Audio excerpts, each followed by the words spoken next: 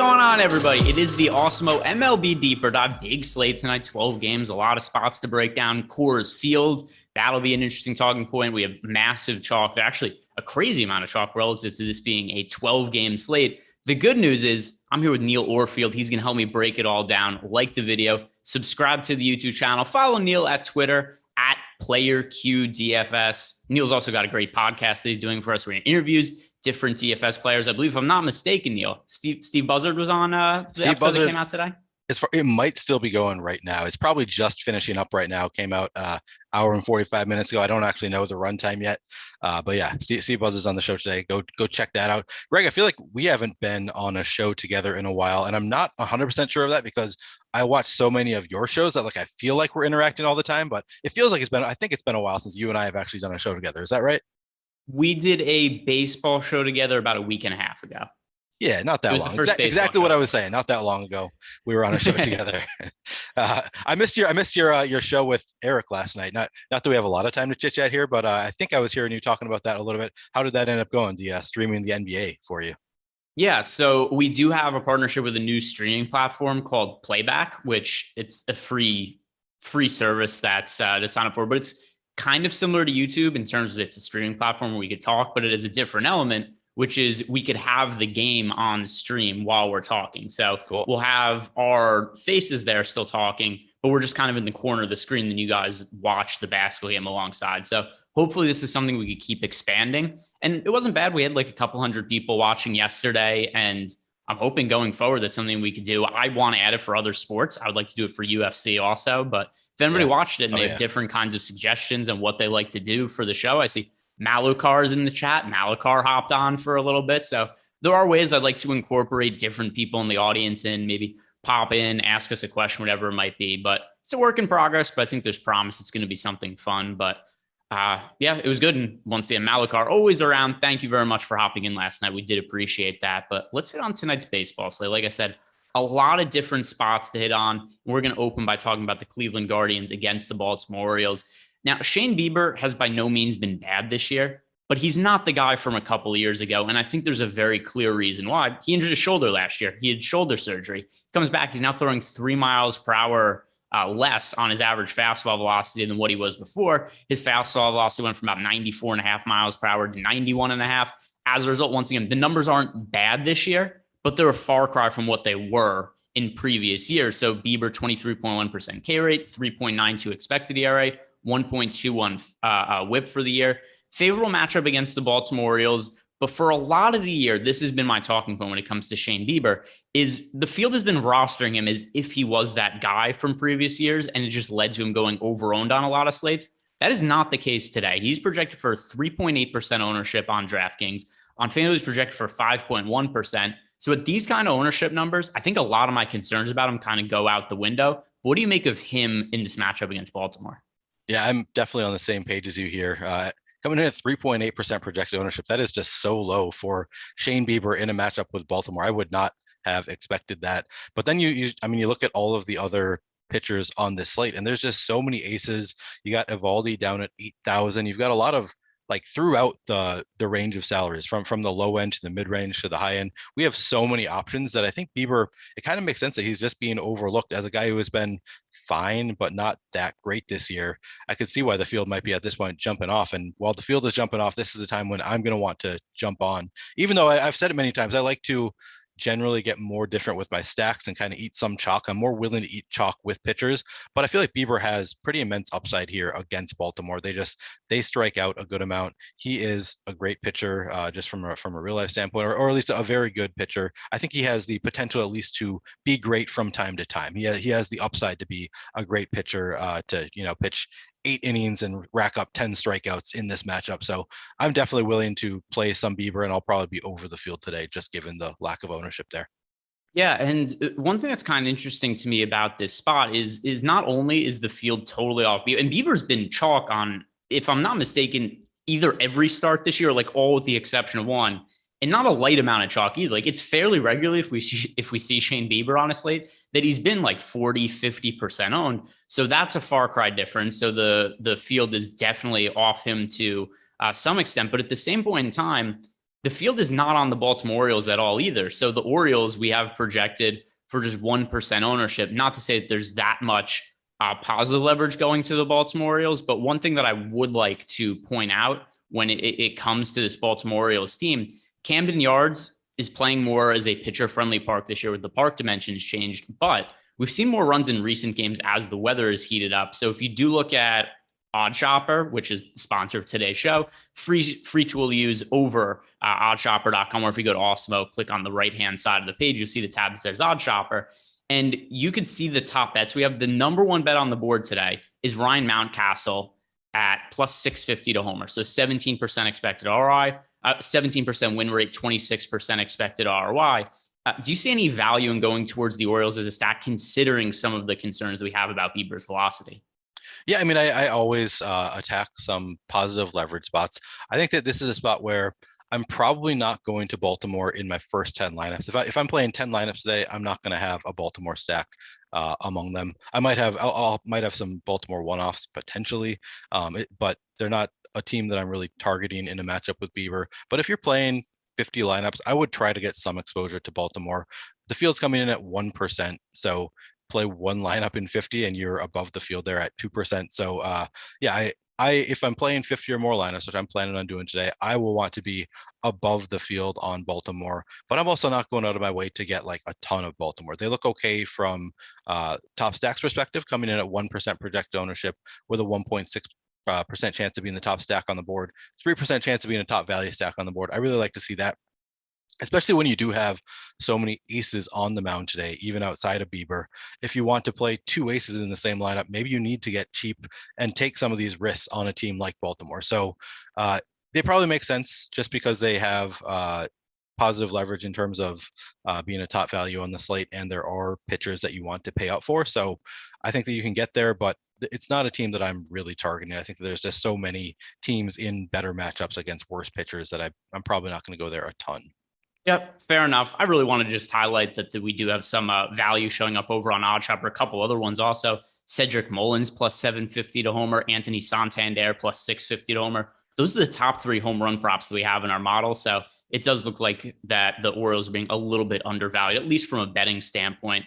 But talking about the other side of this game, Bruce Zimmerman is on the mound for Baltimore. He has not had pretty looking numbers this year. And he got off to a decent start, but it fell apart in a hurry. 19.2% K rate, 6.49 expected ERA. The Guardians kind of have a surprisingly low implied run total in this spot, only 4.3 runs, but they are still picking up some ownership, 10.3% over on DraftKings. On FanDuel, 7.7%. This is one of the more popular teams on the slate because of the matchup and their price points. How are you going to handle Cleveland against the struggling Zimmerman? Yeah, I would want to get to Cleveland, except for the massive negative leverage. So they're another team that I'm not going to get there in my first 10 lineups just because they're so chalky that you need to really differentiate yourself here. Cleveland coming in at 10.3% projected ownership with only a 5.4% chance to be in the top stack on the board. That's pretty massive negative leverage. And then they're not even positive in terms of value, top value odds. They're 9.8% chance to be in the top value stack on the board. So I don't think I see myself getting to Cleveland in 10 lineups, but they are a team that I'm not going to completely write them off. It is a pretty solid matchup against Bruce Zimmerman, who really has pretty brutal numbers so far with a 6.49 expected ERA, 1.3 WHIP. Those are both pretty bad numbers. Yeah, so it's a targetable matchup, but as far as full stacks go, I don't think that they're a team that I'm going to be targeting with my first 10 lineups. But yeah, in a 150 set, I probably want to get up close to that 5%, maybe I'll have 4% Cleveland stacks. But yeah, just not one of the teams I'm getting to first because of the pretty massive negative leverage and how many teams there are on the board with positive leverage.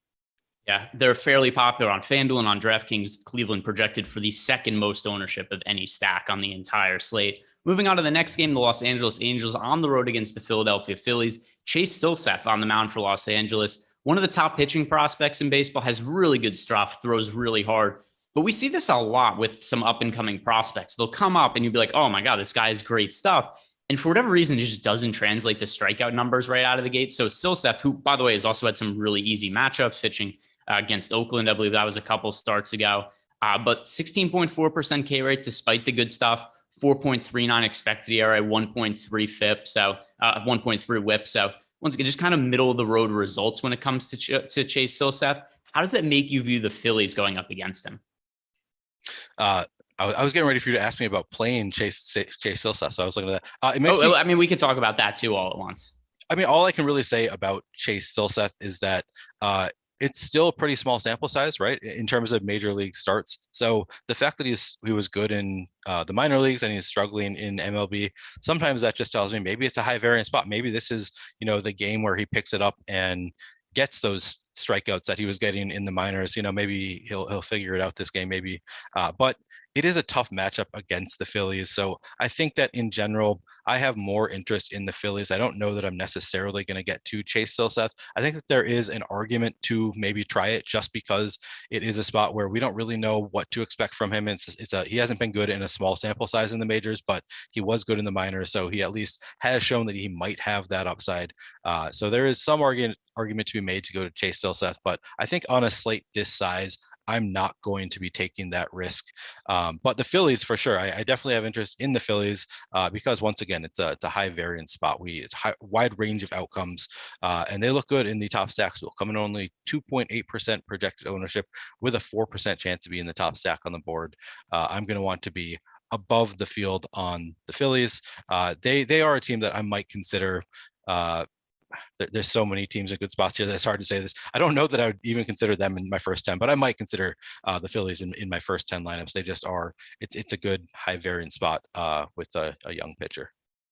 Yeah, and then on the other side of the game, we are going to have Zac Eflin starting for the Phillies, and he's produced really good results this year. 21.9% K rate. That's okay. Not anything that's going to jump off the page, but a 2.53 expected ERA, those are really good results when it comes to run prevention. He's going up against an Angels offense that does have a lot of firepower, but when they aren't scoring runs, they do strike out a ton. So there have been a lot of times this year that I've liked to target pitchers against the Angels, not because I don't think it comes without risk, but because I like the upside that it presents. Considering what we've seen out of Eflin this year from a run prevention standpoint, do you have any interest in him? He is going to be a fairly popular cost-saving pitcher tonight. Yeah, so prior to seeing the projected ownership, I was going to say I did have some interest in Zac Eflin for exactly the reason that you gave, that it is it's a wide range of outcome spot. The Angels strike out a lot, but they also have a lot of power. They can really do a lot of damage. But given that he's projected for 20.9% ownership on a 12-game slate, he's got a 7% chance to be in the top 2 pitcher on the board, 16.9% chance to be in a top 2 value on the board. I don't really see myself getting to a lot of Zac Eflin because of the negative leverage and the size of the slate and how many actually good spots there are on the slate. I don't really see myself getting there. Do you think you're going to be playing Zac Eflin despite the negative leverage here? A little bit, because there are contrarian stacks I like a whole lot today. So, and also this is a DraftKings specific play. FanDuel, I find them to be not really necessary when, it's a single pitcher site. And then also Zac Eflin's 8,200 on FanDuel. So the pricing is more correct on FanDuel, but on DK, when you're getting Eflin all the way at $6,100 in a spot that I perceive there to be strikeout upside, he's just too cheap. And there aren't that many pitchers I look at as real punts that I want to get to. We look at the pitchers who are priced, let's say under 6,500. And we have Zac Eflin, we have James Caprelli going up against Boston. We have Silseth, who we just talked about. Jose Urquidy doesn't strike out hitters. Elvin Rodriguez against the Yankees. Then we've got Chichi Rodriguez, who's total garbage. We got Chad Kuhl at Coors Field. So you're just kind of comparing the options on the low end if you absolutely need a punt at SP2. And I think Eflin's the best of those options. Yeah, so I say that I don't have a lot of interest. I look at my crunch of 500 that I ran, and I did get to like 12% Zac Eflin, which is under the field, but it's still, it's a reasonable amount. So I am getting to some Zac Eflin just because of the lack of options. I'm almost convincing myself to try to take some shots on Chase Silseth just to like kind of even that out, maybe get a little bit more Chase Silseth, a little bit less Zac Eflin, just because it's such an unknown spot. And I guess not a lot of people are going to the Phillies, so it's not even really a leverage spot, but just because of the unknown, I'm almost convinced myself to do it, but I don't know that I'll get there. So maybe I'll just eat some of that Zac Eflin chalk and come in under the field, but still have some. Yeah, I think that's a reasonable way to look at it. I don't find still sets to be necessary on this slate, but Yeah. we'll see what happens once lineups come out. It's a big slate, so I'm not too concerned about ownership outside of the Atlanta Braves. We're going to talk about like that's the one spot where it's like, yo, here are massive ownership concerns, Yeah. especially depending which contest you play in. Any interest in stacking against Zac Eflin with the Angels? Also considering that Eflin will be somewhat popular. Yeah, I mean, so the popularity of Eflin is definitely going to make me interested in the Angels. Have more interest in the Angels than Zac Eflin in a vacuum, despite the fact that I'm getting to some Eflin because of that 20.9% projected ownership. The Angels are coming in pretty low owned, coming in only 3.1% projected ownership with a 5.8% chance to be in the top stack on the board, 3.4% chance to be in the top value stack on the board. The Angels, I'm pretty sure would be, if I'm making 10 stacks, they're one of the first stacks that I would get to, just because I feel like the Angels always have the ability to put up 10 runs. And Zac Eflin is not that great. He's had one really great game this year. Other than that, he hasn't been too consistent. So I do like attacking him with the Angels if they're going to be really low owned, especially in Philly. It's a good ballpark. Sign me up for some Angels for sure. They're one of my top stacks on the day.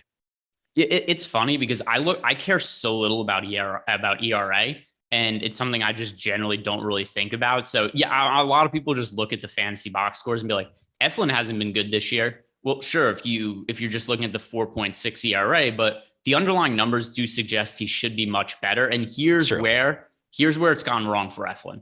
He's a 59% strand rate, which is just ridiculously low. So essentially what's happened with Eflin, just for reference for people, is that he's basically any hits he gives up, he's giving them up in a row this year. So it's not a thing where it's like, oh, he gave up a single, then he got a couple ground outs, and then a single hit. It's all of his hits are coming in a row. And this is far out of line with the rest of his career. So for his career, he has a 70% strand rate. If you look at the projections, Zip Steamer, they have him right around a 70% strand rate. And he's at 59% this year. It's one of the lowest marks in the league. And that's going to balance itself out. And if you just put him at a league average strand rate, then you end up with him with, in ERA in like the low threes. So I don't concern myself too much with ERA, especially in 8-start sample size. The underlying numbers suggest he's been really good. So I'm good with getting to Eflin in the spot as a salary saving play. But once again, he is going to be somewhat popular on DraftKings due to his low price.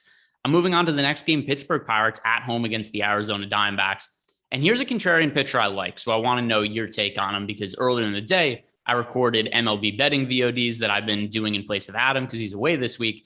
And my cost-saving GPP play, this was for FanDuel and DraftKings, was JT Brubaker. 23.5% K rate this year, 3.48 expected ERA, going up against an Arizona Diamondbacks team who is the third highest strikeout rate against right-handed pitching this year. And the other thing that kind of stands out to me when it comes to Brubaker, nobody is rostering him.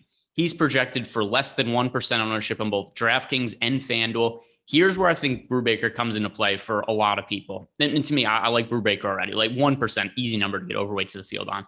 But if you are going to play a super chalky stack like the Atlanta Braves, you probably want to get contrarian somewhere at pitcher. This is where somebody like Brubaker would make a lot of sense. As is, I already think somebody to get overweight to the field to in tournaments.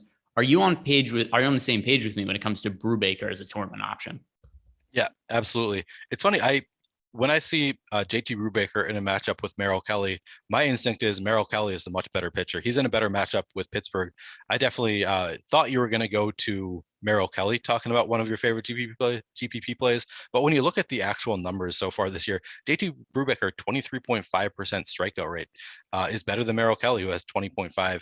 Expected ERA, 3.48, better than Merrill Kelly. The 1.38 whip, don't love that, but yeah, I mean, JT Brubaker in a matchup with the Diamondbacks, yeah, I think it makes a lot of sense, especially coming in. That 1% projected ownership, really surprises me. Maybe it is for real. So I ran my crunch of 500 lineups, not changing any projections or anything, just setting a cap on all pitchers at 30%. And I ended up at 10.6% Brubaker. So I'm wondering if more people are going to get to them who are using the Awesemo projections to create lineups, if that will lead to, some Awesemo people to get him and drive up the ownership a little bit. But he's also JT Brubaker. So I don't think anybody hand building is probably going to be getting to him. So yeah, I think he actually makes a lot of sense, as you said, in this matchup. He's getting overlooked. If he's really going to come in at under 1% ownership with a 23.5% strikeout rate, yeah, sign me up for that. Yeah, and then also his strikeout prop is 4.5. I like hitting the over on that. And something I've been doing a lot with really low strikeout prop guys that I think have high upside. Some of the alternate lines too, where you could bet him at plus 420 to have over 6.5 strikeouts, or plus 900 to have over 7.5 strikeouts. I've had a lot of success with some of those alternate numbers this year. So something else that rates out as a positive bet over at Odd Shopper that I think warrants some consideration. Now, you thought I was going to bring up Merrill Kelly as a GPP option. Does that mean that you like Merrill Kelly? I have some interest in Merrill Kelly just because, I mean, he's been a solid pitcher so far in his career. He's looking okay so far this year. I don't know. Maybe I need to set my standards higher for a strikeout rate. I generally think like if you're above 20% strikeout rate, I'll consider you. That's kind of where my line is of like, oh yeah, I'm gonna maybe have some interest if the price is right. He's got a 20.5% strikeout rate, 3.73 expected ERA, 1.35 WHIP. His numbers are fine. They're not really standing out to me there, but then the matchup against Pittsburgh is standing out to me. That's where I have some interest, and he's coming in a little bit low owned according to the top pitchers tool, coming in at 7% projected ownership with an 8% chance of being a top 2 pitcher and a 12.9% chance of being a top 2 value. He's 6,800, so he is 800 cheaper than JT Brubaker. So yeah, I'm gonna have some interest in Merrill Kelly. I got 12% of him in the crunch that I ran. If I end up with 12% Kelly and 12% Brubaker, I think I'd be maybe happy with that. Although Brubaker is so much cheaper with probably more upside. So maybe I need to flip that. Maybe I need to get a little bit higher on Brubaker and lose some of that Kelly ownership. But yeah, I've got interest in Kelly as well. Are you gonna be playing any? Probably not so much. I mean, you just get to a point on these slates where you have to kind of limit the player pool to some extent. And, Merrill Kelly, he is cheap, but also picking up a little bit of ownership. There's just other spots I'd rather go to. Brubaker being one, just because I'm getting him for, a seventh of the ownership with, I think, probably comparable, if not more upside. So I don't think I will. But as for the offenses, I'm pretty confident I don't really like the offense or want to get much of them here. Yeah, neither of them look like standout offenses. Pittsburgh coming in at 3.3% projected ownership. They have a little bit negative leverage in terms of they have a 2.4% chance of being the top stack. They do have an 8.8% chance of being a top value stack on the day. So I guess you could go to Pittsburgh and pay up at pitcher there. So maybe they're one of the stacks you can get to if you really want to pay up at pitcher.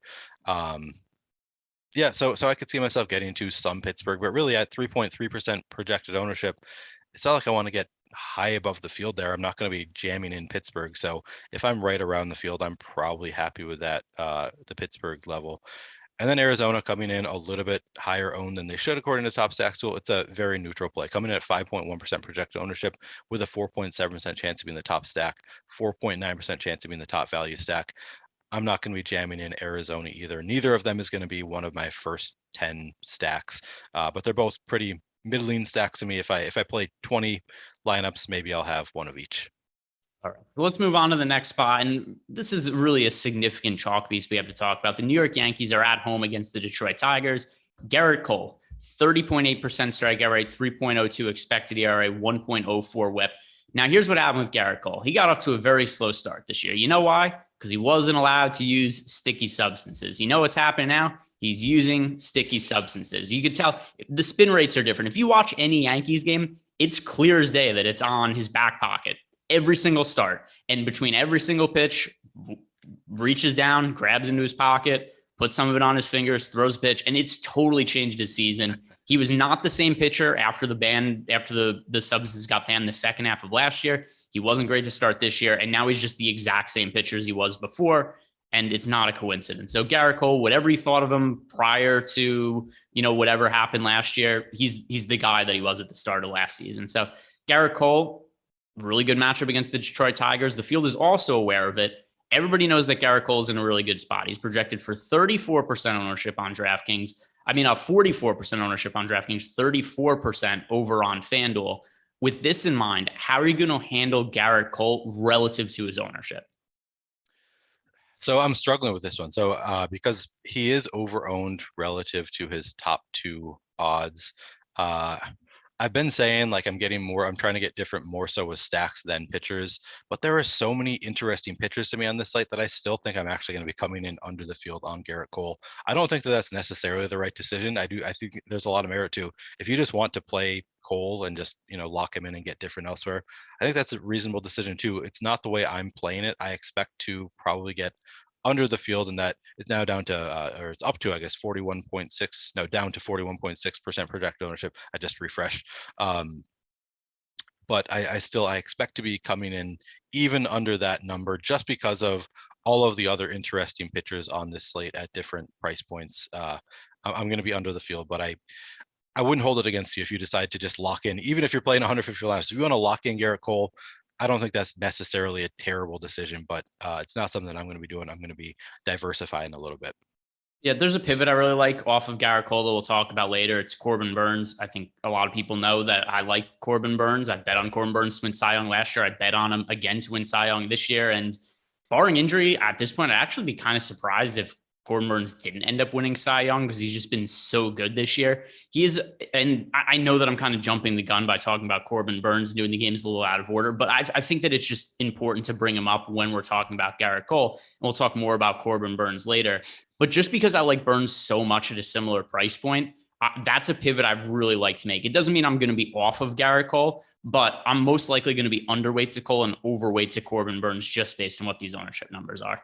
Yep, and I will be too, just based on the approach that I take, which is just typically I just decide where I'm going to set a cap on all pitchers. And for me today, it's looking like 30% right now is my current plan. That might change later, but if I set it at 30%, I'm going to get 30% Corbin Burns, which will be over the field.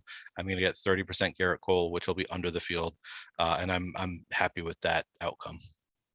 And then pitching against the Yankees, it's going to be Elvin Rodriguez. He's a young pitcher who throws relatively hard. We've seen the fastball touch mid 90s, but overall not that much data on him. He's only made 2 starts at the big leagues this year. 6.17 ERA, 3.18 expected ERA. His minor league numbers this year were not all that impressive. He made 5 starts in AAA, 3.57 ERA, 4.61 FIP, 5.24 xFIP. I have concerns that Elvin Rodriguez is just not good, which, based on him having an ERA over 6, I think a lot of people who are watching would tend to agree with that. And he's in a tough matchup against the New York Yankees. As a result, the Yankees are projected for 6.8% ownership on DraftKings, massively popular on FanDuel at 12.3% ownership. So we're looking at the Yankees on FanDuel as being actually the most negatively leveraged team on the entire slate. On DraftKings, also negatively leveraged, not quite to the extent they are on FanDuel. But how do you view the Yankees in this matchup against Elvin Rodriguez? Yeah, it's such a great matchup. They're in Yankee Stadium. There's so many reasons to like the Yankees here. I'm kind of surprised that they don't have higher top stack odds. Because 6.8% ownership on the Yankees seems reasonable to me, even on this 12-game slate. Just the fact that they're facing Elvin Rodriguez on a slate where there are actually a lot of really good pitching and pitchers, I feel like they're in one of the best spots on the slate, and they're the Yankees, and they're in Yankee Stadium. So my natural instinct would be I want to be even with or above the field on the Yankees. That's not what the top stacks tool is telling me, though. The top stacks tool is telling me that they're projected for 6.8% ownership with only a 4.7% chance of being the top stack on the board. So typically that means I'm probably going to be coming in a little bit under the field on the Yankees. I still might let my instincts guide me a little bit to get close to the field, not go way under the field like I will with Atlanta, just because Atlanta is uber chalk. The Yankees, even at 6.8% ownership with a little bit of negative leverage, that's still pretty low ownership. So I think I'll be just a little bit under the field on the Yankees. Yeah, it's one thing that's kind of hard. I was just thinking about this because Hip Hop Studies in YouTube chat posted that, well, Rodriguez did good for me in his last game with 34 FanDuel points. Different Rodriguez. And I know there's a lot of different Rodriguez's that pitch, but his last start, he only pitched 4 innings, which also something that they've been fairly cautious with his workload. So the 3 outings we've seen in the big leagues from Rodriguez, he's gone 2 2/3 innings, 5 innings, and 4 innings. So, that's obvious. Not that we'd consider him against the Yankees anyway, but that is just kind of something in terms of his outlook, what the Tigers have done with him. So reasonable to assume that you don't like Elvin Rodriguez and the focus is more on the Yankees here. Correct. I'm not going to be playing Elvin Rodriguez today. All right, so let's move on to the Toronto Blue Jays at home against the Minnesota Twins. On the mound for Toronto, we have Yusei Kikuchi, and Kikuchi has had his struggles this year, but he's also had a very, very difficult strength of schedule. So I'm going to pull this up really quick. And it's one of the reasons why when it's come to some of his numbers this year, I've kind of taken with a grain of salt. He has a matchup against the Twins, which is not the easiest matchup in the world. And Kikuchi does have a 4.97 ERA, 4.97 expected ERA, 24.4% K rate. But listen to the teams that he has had to go up against this year, Neil. Yankees, Red Sox, Astros, Yankees, Mariners, Reds. So an easy matchup there in the Angels. He has only pitched against the best offense in baseball for the most part. And people might think the Mariners are one of the best teams in baseball as an offense to this point this year. So he has faced a murderer's row of offenses. And that's why I look at these numbers for Kikuchi and it's like, they're not great. But when you consider the opponents, it's kind of impressive that he's been able to uphold this kind of a strikeout rate and hasn't totally gotten obliterated. So I think he's a good salary saving option this matchup against the Twins, because the reason he's priced down is just because he's had some of these games where he struggled a little bit, but I attribute that to the matchups. And this is not the easiest matchup against the Twins, but it's easier than some of the other matchups he's had to go up against. So how are you? Whoa. What are you talking about? You're talking about the AL Central leading Twins here. This is as tough a matchup as they come. Which, by the way, I have bet the Twins to win the Central. I like them this year. Right. They're just not the Yankees or the Astros. And for whatever reason, those account for half his starts going up. He's made 9 starts this year. 5 of them are against the Yankees or the Astros. Yeah. So here's the only issue I have with Yusei Kikuchi, because I agree with all of that. It looks like it really should be a good spot, but apparently the field is seeing it. The field is seeing maybe the same thing that you're seeing, that he's just had really tough matchups and hasn't been great as a result, but they're coming in at 16.5% projected ownership with an 8.3% chance of being a top 2 pitcher, 13.5% chance of being a top 2 value pitcher. So he is negatively leveraged according to those numbers. It looks like, according to my crunch of 500 lineups, I have 47 shares, 9.4% of my lineups in that 500 crunch have Yusei Kikuchi, which would be under the field. I'm probably okay with that. Given the number of great pitchers on this slate, I'm not going to force myself to get more Kikuchi just because of the strikeout rate. It does make it interesting. That high 24.4% strikeout rate does make him interesting at 6,500. I could see some merit to wanting to get to where the field is. Do you think you're going to be like getting above the field, getting to or above the field on Kikuchi, or because the field is getting so high, are you still not going to be getting there despite all of the positives there? I'll probably be somewhere around the field. I'm more bullish on Kikuchi than other people just because of some of the stuff I mentioned with the matchups he's had. So I do think he's kind of hard to project, because what would his numbers have looked like if he was just facing worse offense? Like, it figures they would be better. So I'm a little more optimistic than I think a lot of projections would be on him. So I'm cool with getting to Kikuchi somewhere around with the field anyway. Yeah, and I think that's reasonable. I mean, it's just maybe, and I say the top pitchers tool, he doesn't look great in the top pitchers tool, but maybe, I mean, that's all based on our inputs for his projections and stuff. So if you think that he maybe projects a little bit better than the team does, then probably his top 2 odds would go up, or and his top 2 value odds would go up. So I think that's a reasonable stand to take as well. All right, so let's talk about Chichi Gonzalez, who's absolute dog shit, but has not pitched yet in the big leagues this year. Last year, Chichi Gonzalez, 6.46 ERA, 6.81 expected ERA. The year before, 6.86 ERA, 6.16 expected ERA. The year before that, 5.29 ERA, 5.77 expected ERA. The year before, 8.71 ERA, 6.01 expected ERA. How the hell does this guy keep getting big league gigs? Was he in Coors for all of those, or was he out of Coors last year? His worst year actually came with the Texas Rangers, although he only pitched limited innings. I bet I'm going to look at his minor league stats. I don't know this for sure. I'm going to bet he sucked in the minor leagues also, though. Let's see. Bottom line, as far as Chichi goes, I don't think either of us are going to be playing Chichi.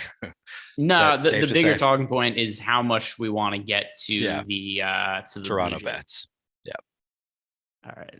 I'm going to pull up Chichi Gonzalez in the minor league. Here we go.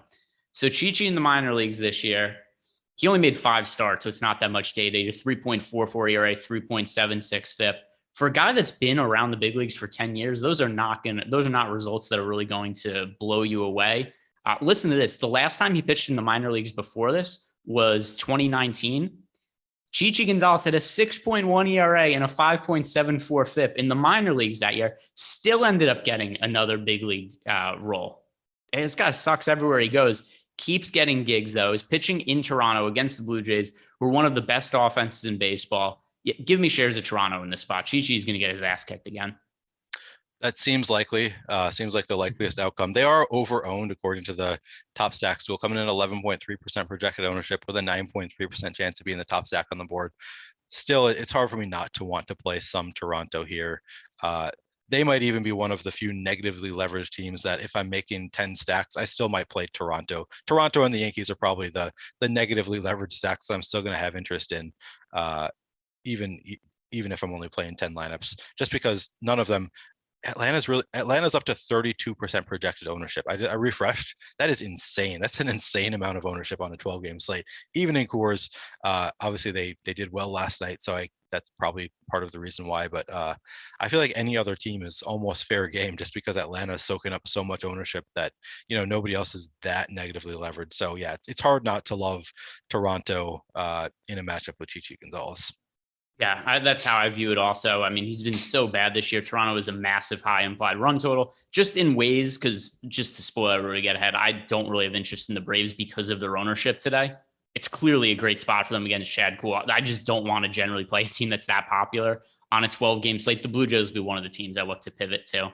Next spot, Tampa Bay Rays at home against the Chicago White Sox. Shane Mcclanahan has had crazy strikeout upside this year, 36.3% K rate, a 2.45 expected ERA. He's going up against a White Sox offense that has had struggles this year overall, but they've been much better against lefties than righties.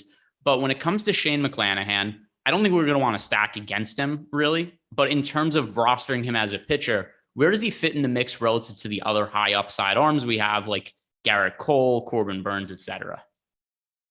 He's probably my third favorite of the high-end arms. I'd probably go, based on ownership, I would go Burns before Cole, probably Burns, Cole, Mcclanahan. Probably based on like just raw projection, I'm assuming Cole projects the best. But those, I feel like those three are kind of a league of their own. Mcclanahan, I'll probably be coming in under the field just because my current plan is to set my cap at 30% for all pitchers, and the field is at 33% of Mcclanahan right now. I don't plan on, giving him a higher cap than the rest of my pitchers. He's coming in over-owned according to the top pitchers tool at 33%. He's got a 20.8% chance of being a top two pitcher and only a 6% chance of being a top two value pitcher, which I've said many times. I don't really concern myself with the top value field for the high-end pitchers because it's just so hard when you're that expensive to be one of the top two values. I'm more concerned about your raw points than your points per dollar. But I don't really see any reason to want to force in more Mcclanahan, just given all of the options, both who, those two who are more expensive, and then also the cheaper options. I'm not going to be forcing him in there. But yeah, he's a great pitcher. If you want to play Mcclanahan, there's obviously you can feel pretty comfortable with him. I'm trying to find him on my sheet now, but he's got one of the highest strikeout rates, maybe the highest strikeout rate of anybody on this slate, if I'm remembering right. Maybe even in the league, if I'm So of qualified starting pitchers, I'm pretty sure the Mcclanahan has the highest strikeout rate this season. I believe that is correct.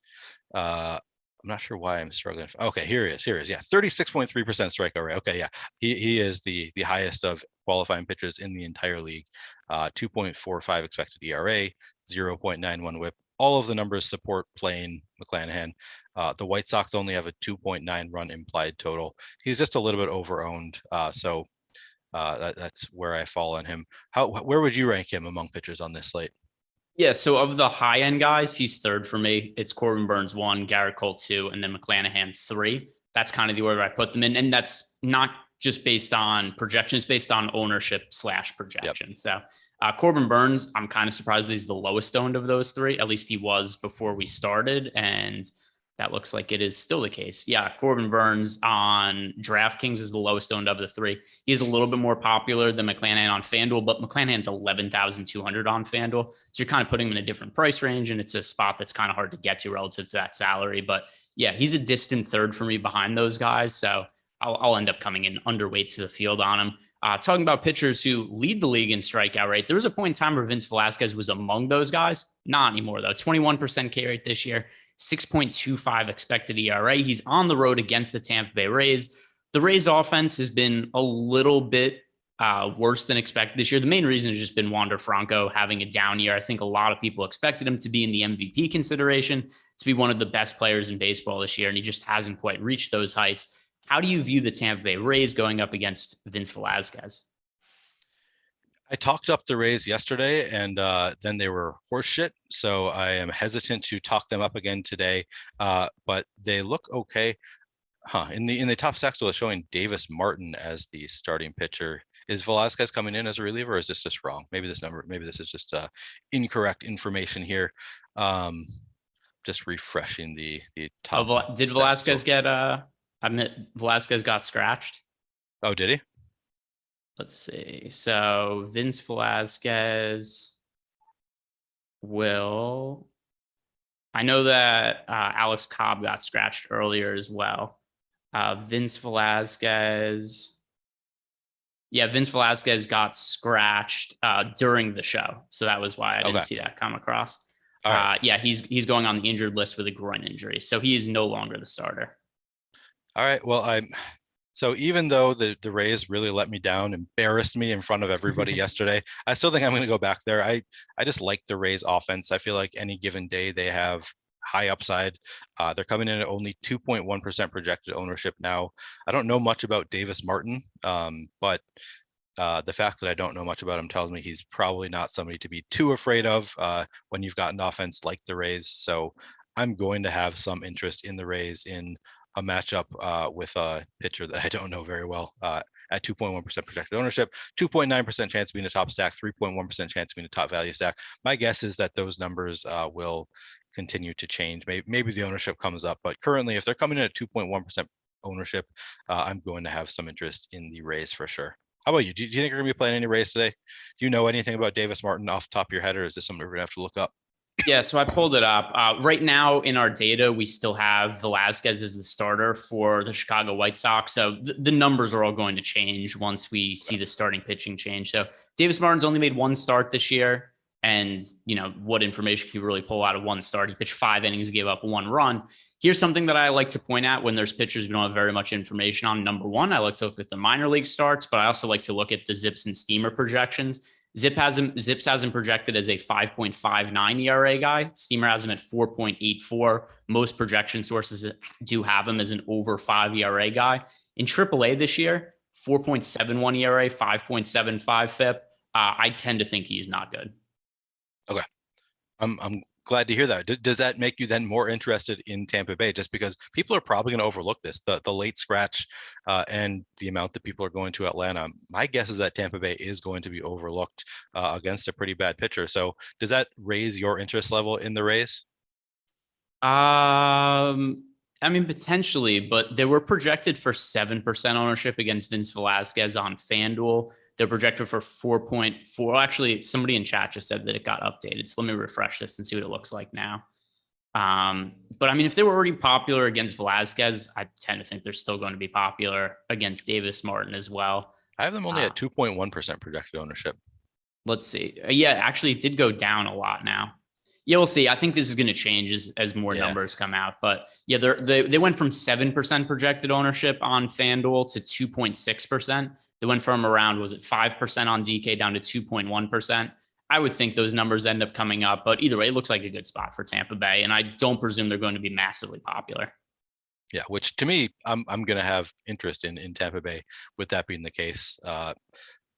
They actually, I might just go back to them. They might be one of my favorite stacks again today, just because of the unknown situation against a bad pitcher and people not wanting to go there.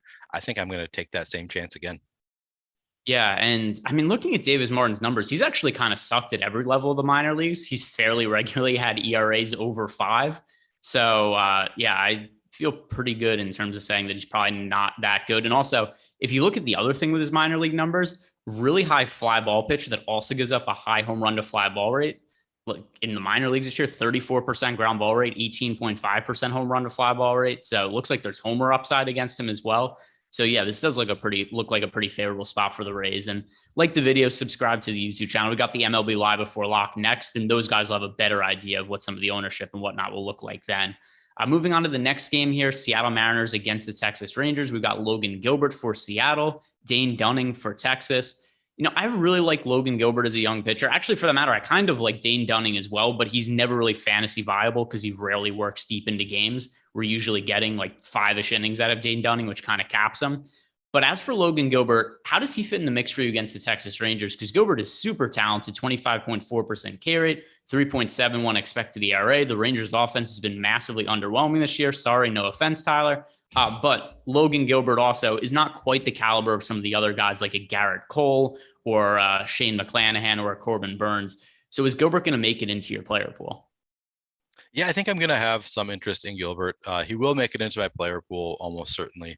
Coming at 8.4% projected ownership with a 9.6% chance of being a top 2 pitcher on the slate, 4% chance of being a top 2 value on the slate. The 25.4% strikeout rate. I mean, anytime you have a strikeout rate that high, you can spike up on any given day and, get to maybe double-digit strikeouts in a matchup with the Rangers. It's a solid matchup. He's a pretty good pitcher. So yeah, I think I am going to have some interest in Logan Gilbert. I kind of want to see what I only got 7.2% of him in my crunch of 500 lineup. So probably not going to be somebody making it into a ton of my lineups just because of how many good options there are here. But I do have some interest. I'll probably be right around the field. What do you think you're going to do with Logan Gilbert today? Probably not going to make it into the mix for me. There's just other guys I want to get to, and it's kind of hard to play everybody. So I think he's just going to get pinched for me for that reason. It's weird. On a lot of these slates, I tend to not play a lot of mid-range pitchers. It's either pay up at pitcher or punt at pitcher.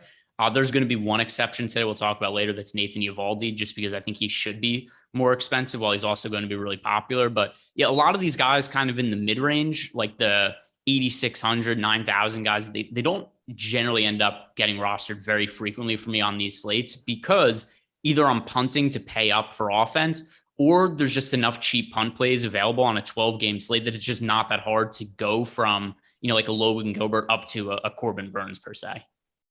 Yeah, I think that's totally reasonable. I kind of like to go to the mid-range pitchers just because I feel like they get overlooked kind of a lot. So I think I sort of make a point sometimes of getting to some of those mid-range pitchers that like I think I see some upside there. Like they have the upside of being elite and people aren't going there because they're not quite cheap enough and not quite expensive enough. So sometimes I do kind of go out of my way to target those guys just because of how overlooked they go. But there were so many pitchers on this slate in good spots that yeah, I think I'm different than you in that I am going to get to some Logan Gilbert, but I'm not. It's not a spot where I'm going to be forcing in a ton of Logan Gilbert just because of all the great options.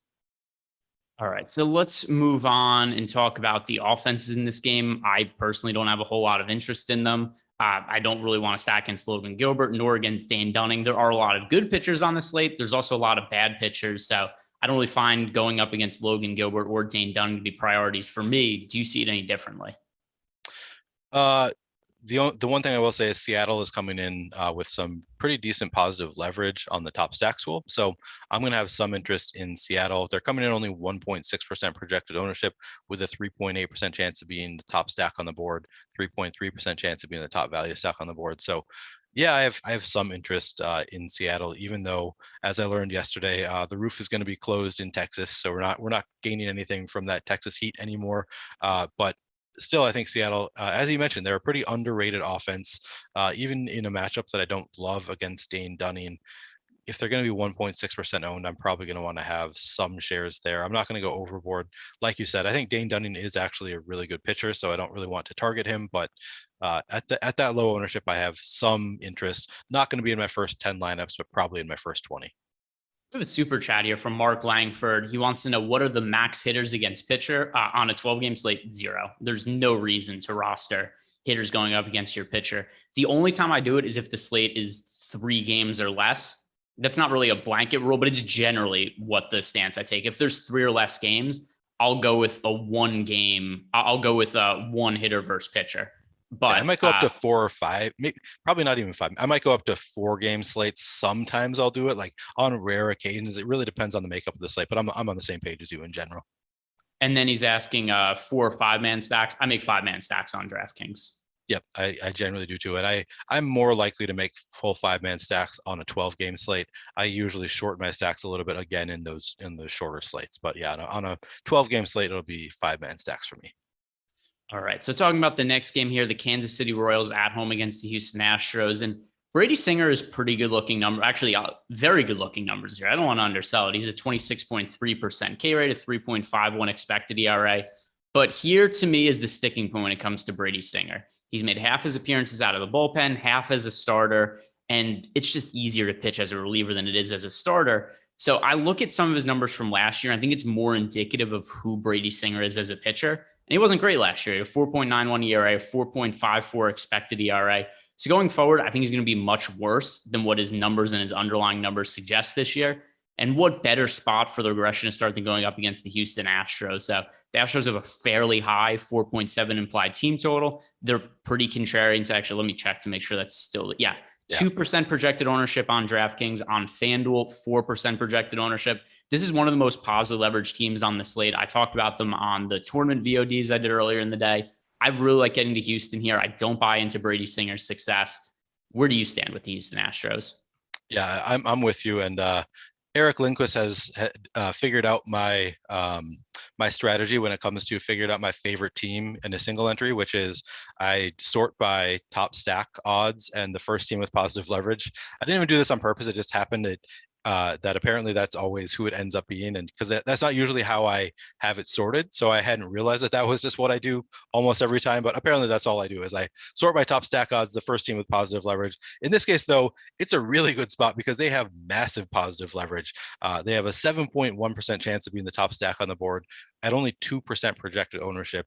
I really do like Houston today. They are, if I'm making one single entry, Houston is the first team that I'm going to, just because those are pretty reasonable odds of being a top stack on a 12 game slate at really low ownership. So yeah, I'm going to have a ton of interest in Houston today. Yeah, well, in single entry, it's going to be easy to get different today if you just don't stack the Atlanta Braves. And True. I've been talking this about Eric lately. I don't know if you've been paying attention to some of the ownership and the higher dollar single entries lately. It's absurd. Like, it's my favorite tournaments to play right now. And that didn't used to be the case for baseball. But like last night, and it didn't work out last night, but it's just kind of an example. Half the Atlanta roster was like 65% owned yesterday, which is ridiculous ownership. So I've had a lot of success just by playing, and not even that contrarian. Like, you just play not the team that's the uber chalk on the slate, and you're the only one playing the team that isn't the uber chalk. So they're going to be massively popular. The Braves, that is, in single entry. But a team like Houston, very viable for single entry. Totally agree with you on that. They're very positively leveraged, number one leverage team right now on DraftKings. FanDuel, they are tied for the top leverage team now in the latest update. So both sites, I think this is a good contrarian team to get to. Don't look too much into Brady Singer's numbers this year. Like I said, I think they should regress a little bit going forward. Starting for the Houston Astros, Jose Urquidy. He randomly had that one game where he struck out 10 hitters. Beyond that, though, Urquidy, the strikeout numbers have not been there. 16.6% K rate, 6.22 expected ERA. So I very, very rarely ever consider Jose Urquidy as a DFS play. There just isn't enough upside. But I think there could be some appeal to stacking against him just because the underlying numbers are so bad. Like I said, with the 6.22 expected ERA, are the Royals one of the teams that catches your eye today? Yeah, so it's an interesting spot for sure. I'm trying to find them in the top stacks tool. Oh, they're I was expecting them to be gold. They're blue. That's why I wasn't finding them. So they are coming in a little bit over owned in the top stacks tool is the only downside to the Royals today, coming in at 4.4% projected ownership with a 2.8% chance of being the top stack on the board, 3.1% chance of being the top value stack on the board. So for those reasons, I'm probably not going to be, forcing in a ton of the Royals, but yeah, I do think that they're another offense that I like to target when they are coming in at low ownership, just because I feel like they have bats throughout the lineup that are dangerous on any given day.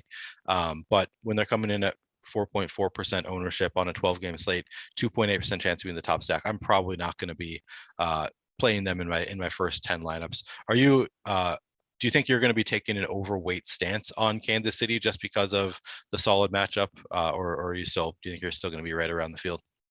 Probably closer to around the field, because once again, like, it doesn't seem like 4% on both DraftKings and FanDuel doesn't seem like that much ownership. But relative to a 12 game slate where I'm trying to find like who are the reasonable offenses to target, the Royals are one of them. It would still only end up being, 1 out of 20 lineups or so. So I think the 4% number is about reasonable. It's probably where I end up coming in. Worth getting exposure to them. I think there's a bunch of teams on the slate that are not worth getting exposure to. some that we've talked about already, like a team like the Texas Rangers or the Detroit Tigers. There's certain spots that I just won't get to. But the Royals, I will, just not in like a super significant way. Yeah, I think that's reasonable. All right, let's talk about my favorite pitcher in baseball next, because the Milwaukee Brewers are at home against the San Diego Padres. Corbin Burns this year, 31.8% K rate, 2.87 expected ERA, sub 2 ERA once again. I think he's the best pitcher in baseball. He was lights out last year. It's carried over to this year. The matchup against the Padres, it's easier than people realize. The Padres have an 86 WRC plus against right-handed pitching. Manny Machado individually has had a great year. As a team, they're just not hitting right-handed pitching that well. And I think that people are looking at maybe the Padres, just the name of the team, and thinking it's a better offense than what it is. Because I don't really understand how Corbin Burns has half the ownership of Garrett Cole, particularly when Cole's a lot more expensive over on DraftKings. On FanDuel, they're similarly priced, and you're getting Garrett Cole at 34% ownership relative to 10% Corbin Burns. I'm not trying to say that Garrett Cole isn't a good play against the Tigers, because he is. I just think Corbin Burns is going crazy under-owned. Yep, and I agree with you. And EMAC wrote up Corbin Burns in his article today as being pretty low owned. I mean, EMAC put out 10.9 strikeouts per 9 innings, 0.82 WHIP, 1.95 ERA. I know we don't care that much about ERA, but the underlying numbers support it too. 0.83 ISO across the 900 batters he's faced. I'm just reading off some of the stats that EMAC cited too. 48% ground ball rate, 34.8% strikeout rate. Everything about Burns looks incredible. And then he's coming in at 26% projected ownership. Sign me up for some Burns. I will be overweight to the field there. As I said earlier, I'm probably setting my cap at 30%, but yeah, maybe it's a spot where you could even go higher. If you do set a cap across all pitchers, maybe this is a spot where you could consider going even higher, just because you're getting Corbin Burns at 26% ownership. That's a pretty solid spot. He's 800 cheaper than Garrett Cole. He looks great, not even factoring that in, but then he's even saving some price. So plenty of reason to like Corbin Burns here. I'm going to be overweight as well. Yeah. And by the way, before I talk about, there's a lot of offenses on a 12-game slate that we kind of take out of the player pool. The Padres are going to be one of those for me. Is it the same case for you? Yeah, I think I'm probably going to be out on the Padres here today. They look fine in the top stacks tool, but I just don't really see a reason to target one of the best pitchers in baseball. So I think I'm probably with you. I'm not going to be playing the Padres. And then starting for the Padres, Joe Musgrove is on the mound, and a guy who's been impossible to predict at times. Last year was, I think, the craziest example I've ever seen with Joe Musgrove, where, do you remember some of those starts Musgrove had last year where he would be like 60% owned at home against the Diamondbacks at like a depressed price point? He wouldn't make it out of the first inning, give up like 10 runs. And then it'd be Joe Musgrove on the mound against the Dodgers in Los Angeles the next start. He pitched like 7 perfect innings with 13 strikeouts. Didn't he had like a sketchy spin rate too? Like he had something going on where he was clearly using a substance for a while. So I think that was what it came down to, right? Or at least that was what people were suspecting, that maybe he was great when he, had access to substances that he put on the ball, and then not so great when he didn't. I don't even know if that was it, because it was kind of something all year. He was really, like, overall, Musgrove has been a really solid pitcher the last couple of years, but I'll pull up some of his splits from last year. I don't even know if it was something like that. I think he was just crazy inconsistent, where you just had no clue what you're going to get out of him in any given start. So let me pull up. Yeah. So month by month, his worst month of the year was July. His best month of the year was August. And the sticky substance thing went into play in June. So yeah, maybe he figured something out as the season went on. But yeah, I mean, he was just all over the place. And some of his game logs from last year, because I just remember there being a lot of slates where it's like, oh, look, Joe Musgrove's chalk. Like, what the hell is going to happen here? And then he'd bust, and then he'd be contrarian, he'd go off. But either way, for today, nobody's on Joe Musgrove at all. He's projected for 1% ownership about on both DraftKings and FanDuel. Obviously, the matchup for him is not quite ideal against the Brewers. The Brewers have one of the best power offenses in baseball against right-handed pitching, second overall in ISO against righties. But Musgrove's numbers here, 25.3% K rate, 2.66 expected ERA. Are you going to be getting to Musgrove as a contrarian option? I will be, just because I think he has that upside. As you said, 25.3% strikeout rate. That's really good. All the underlying numbers are really good on Joe Musgrove so far this year. The price tag is not great. He's between Corbin Burns and Garrett Cole in much better matchups. They're both better pitchers. So I think it makes sense that people are afraid to go to Musgrove, or you can see why he's not getting a ton of ownership. But as a result, 0.8% projected ownership, 9.7% chance of being a top 2 pitcher on this slate. I'm going to take advantage of the low ownership and be above the field. I don't know if I'm going to give him any kind of boost. So in my crunch of 500, I only got to about 5% Joe Musgrove, which is above the field, but still not a massive stand to take on him. I don't know that this is a spot where I'm going to be taking a massive stand just because of all of the other pitchers looking so great that I don't feel the need to necessarily go really hardcore above the field, but it's something that I would at least consider because of the high upside with a pitcher like Joe Musgrove. How do you think you're going to be playing some Joe Musgrove, and how overweight are you trying to get there? I think it's reasonable to have him in a few lineups. And by the way, if you have him in 2 out of 150 lineups, you're overweight to Joe Musgrove. So he's super simple to be overweight to the field on. And I think just from that standpoint, he's worth having a few shares of. But if you're somebody who's playing 5, 10, even 20 lineups, he wouldn't pop up in those lineups for me. Yeah. All right. That makes sense to me. Yeah. It's obviously not a great spot. There are so many other pitchers that are in better spots at better price tags that I can see why you don't necessarily want to get there. The only reason too is that he does have high upside and he's not getting any ownership. So I'll get some, but I'm not going to be too confident in it. All right. Let's talk about the Coors Field game now. This is what everybody's going to be playing. If you're playing in single entry lineups, the Braves are going to be basically universally owned. They have a 6.3 implied run total. Chad Cole's actually not been bad this year. He's an 18.8% K rate, 3.71 expected ERA. But over the course of his career, Chad Cole has not been a great pitcher. The Braves have a good offense, or at least what should be a good offense, even if it hasn't been to this point. But they're a Coors Field where everything kind of goes out the window anyway. But here's the key. The real important talking point when it comes to the Braves, and you alluded to it before, 32% projected ownership over on DraftKings, 24% on FanDuel. When they are going to be this popular, how do you handle them? Do you fade them? Do you go underweight to the field? Do you play them as a secondary stack? What are you going to be doing with what I believe is the most popular offense we've seen on a double-digit slate this year? I think if you're playing 20 lineups, you fade the Braves. If you're playing 150 lineups, I think it makes some sense to mitigate some risk by playing some Braves. For most people, if you have an unlimited bankroll, maybe that's not the case. Maybe you can take on that risk of completely fading them. But I think in 150, typically I want to play some Braves. I'm also looking at the individual player ownerships, and I'm kind of surprised to see how low many of them are. Oh, sorry, never mind.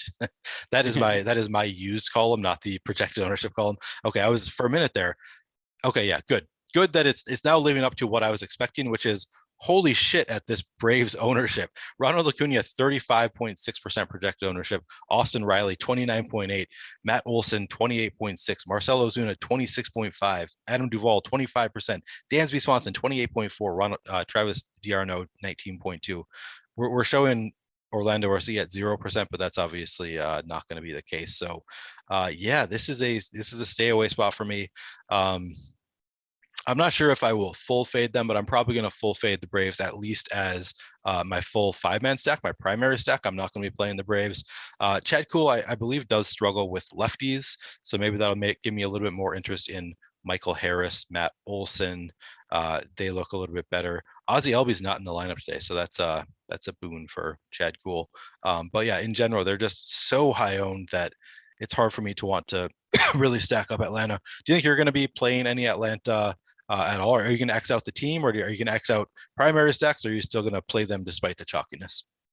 I'm going to be taking that out of my player pool today. It'll probably go poorly, but on the chance it doesn't go poorly, it'll go really well, which is kind of how I like to play MLB DFS.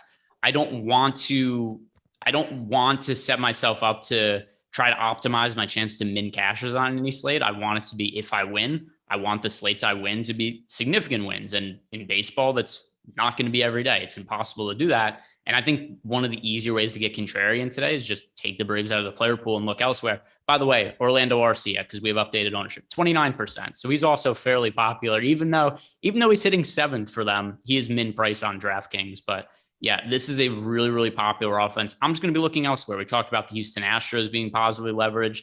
We could get the other side of this game, the Colorado Rockies at reasonable ownership. That's appealing to me.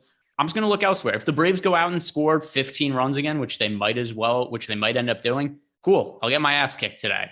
But you know what else might happen? They might score 15 runs today and you could be all in on the Braves and you still get your ass kicked because everybody else is doing it also. Yep. So I'm going to be looking elsewhere. Is it the highest of probability plays? No, but the percentages kind of say that it should be the case because once again, 32% ownership. They have a 19.9% chance to be the top stack on the slate. That's higher than any other team, but that's also nowhere near the 32% ownership. So it's a no-go for me. But on the other side of this game, when it comes to the Colorado Rockies, kind of an intriguing spot for me. Max Fried, he's a solid pitcher, 22.9% K rate, 3.89x.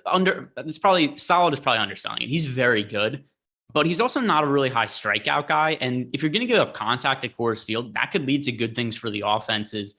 And I mean, the Rockies have a 4.7 implied team total. It's still fairly high in this spot. They only project for 3.7% ownership on DraftKings, 1.7% on FanDuel. This is a really low-owned team to get to, and I think a lot of people, when they're playing Coors Field, they're just going to gravitate right towards the Braves and overlook the Rockies. I don't think that should be the case because the Rockies have actually been really good against left-handed pitching this year, third highest WRC plus in all of baseball against southpaws.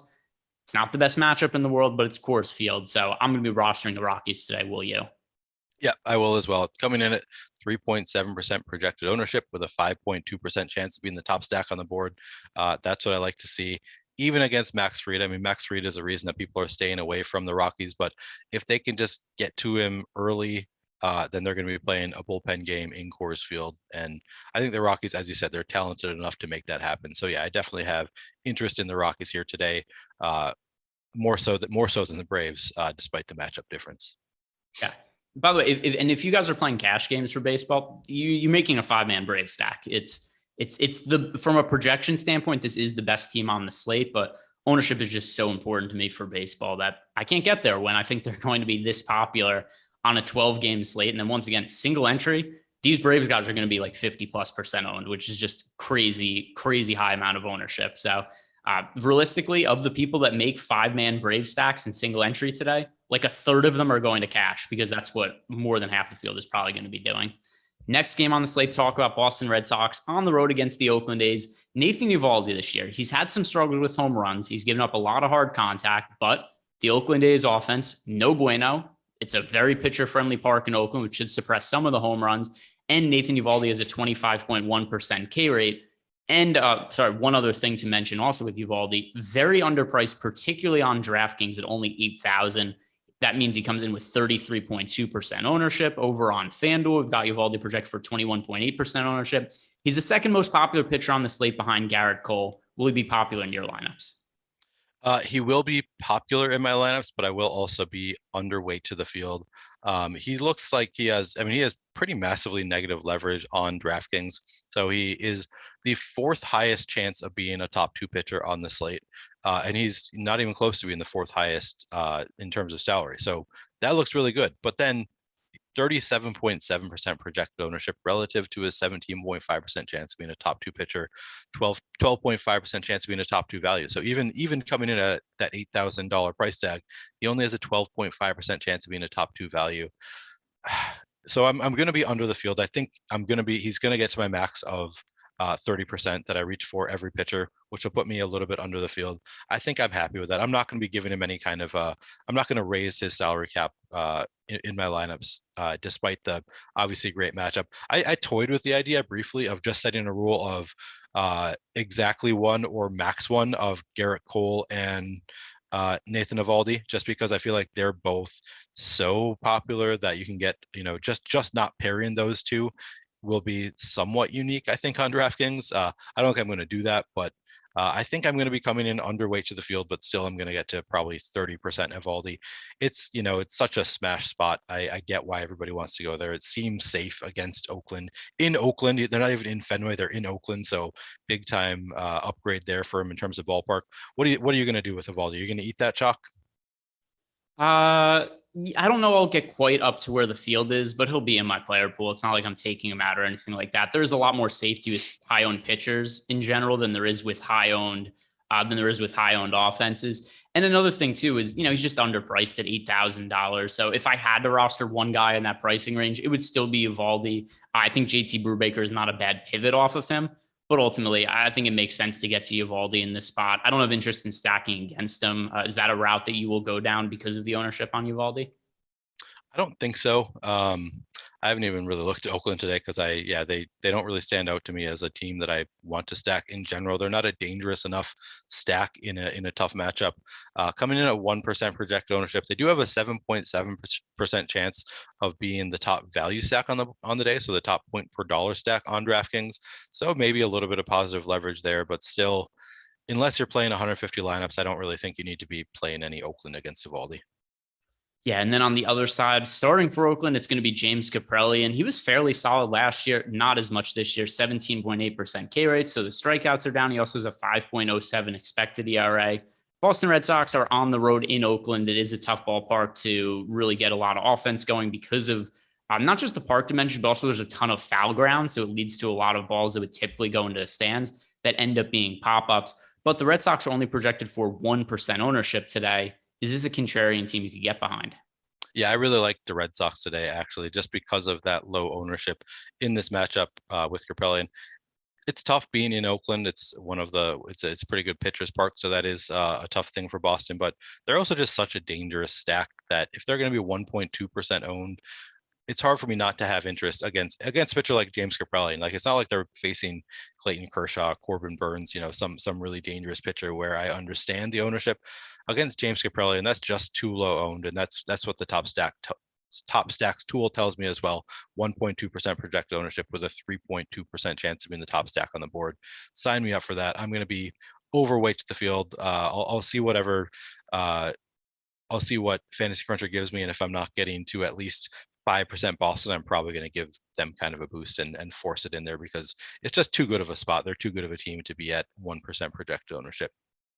All right, we've got one game left to talk about, and then we're turning it over to the Live Before Lock guys. Like the video, subscribe to the YouTube channel before we flip it over, guys. But first, Los Angeles Dodgers against the New York Mets. We have a couple of quality starting pitchers on the mound, but obviously they're both in brutal matchups because both the Mets and the Dodgers are great offensive teams. Chris Bassett on the mound for the Mets with a 24.4% K rate and 3.44 expected ERA. Tyler Anderson, 24.2% K rate with a 3.27 expected ERA. Like I said, these are both pitchers that have pitched really well this year, but can you back either of them considering how good the offenses are? Maybe in a 150 set, you can consider them. They both look fine in the top pitchers. I mean, they both look good in the top pitchers. So they're both, they have positive leverage. Tyler Anderson, actually both pitchers coming in at 0.5% projected ownership. So really low owned. Tyler Anderson with a 7.3% chance of being a top two pitcher. Chris Bassett 6.2. I still don't think I'm going to get there though, even despite the positive leverage in the top pitchers tool. I just think there are other spots, safer spots. I can't see either of these guys getting to like 30 fantasy points in this matchup where I'm going to regret fading them. So yeah, I think they're both full fades for me. Yeah, I think we're on the same page there. And then as for the offenses in this spot, I think you could always consider the Dodgers when they're coming in at lower ownership, the Mets to a lesser extent as well. But once again, the pitchers are really good that I can't really highly prioritize them. If I had to pick one side, it would be the Dodgers just because it is the best offense in baseball. It's so loaded from top to bottom, but it does become a little bit problematic from this standpoint. There are a lot of really good high-end pitchers to roster, and there's a pretty strong opportunity cost with rostering the Dodgers because they are so expensive that then it prohibits you from playing Corbin Burns. You can't play Garrett Cole. You can't play any of these guys at the top end because the Dodgers are so pricey. Considering the matchup against Bassett and the price tag, it's going to be hard for me to get there. Do you see it differently? Yeah, I see it the same way as you. It's funny because they actually look very similar to Boston on the top stack stool. And I was just telling you how much interest I have in the Boston. I'm going to be forcing them in there. But the Dodgers are just, as you said, they're so expensive. They only have a 0.2% chance of being a top value stack on the day, which I don't typically care that much about with these high end stacks. But it's such a low probability play against Chris Bassett. I don't know. I have some interest. I'll have a couple Dodgers lineups, but I'm not going to be massively over the field here. I'd rather take those shots in Boston against James Caprelli than with the Dodgers against Chris Bassett. And then the Mets also look pretty good in the top stacks to a 1% projected ownership, 2.8% chance of being the top stack on the board. But still, I prioritize Boston over both of those teams, followed by probably the Dodgers and then Mets third. All right. Well, there we go. I thought really quick I was going to be able to mute the porn bot. I was still able to throw in 3 messages though before I muted it. Whatever. It's a regular listener of the show. I guess we'll appreciate views in any way that we could get them. And you guys could also help support the channel by liking the video, subscribing to the YouTube channel, and stick around because Live Before Lock is coming up next. Good luck tonight, everybody.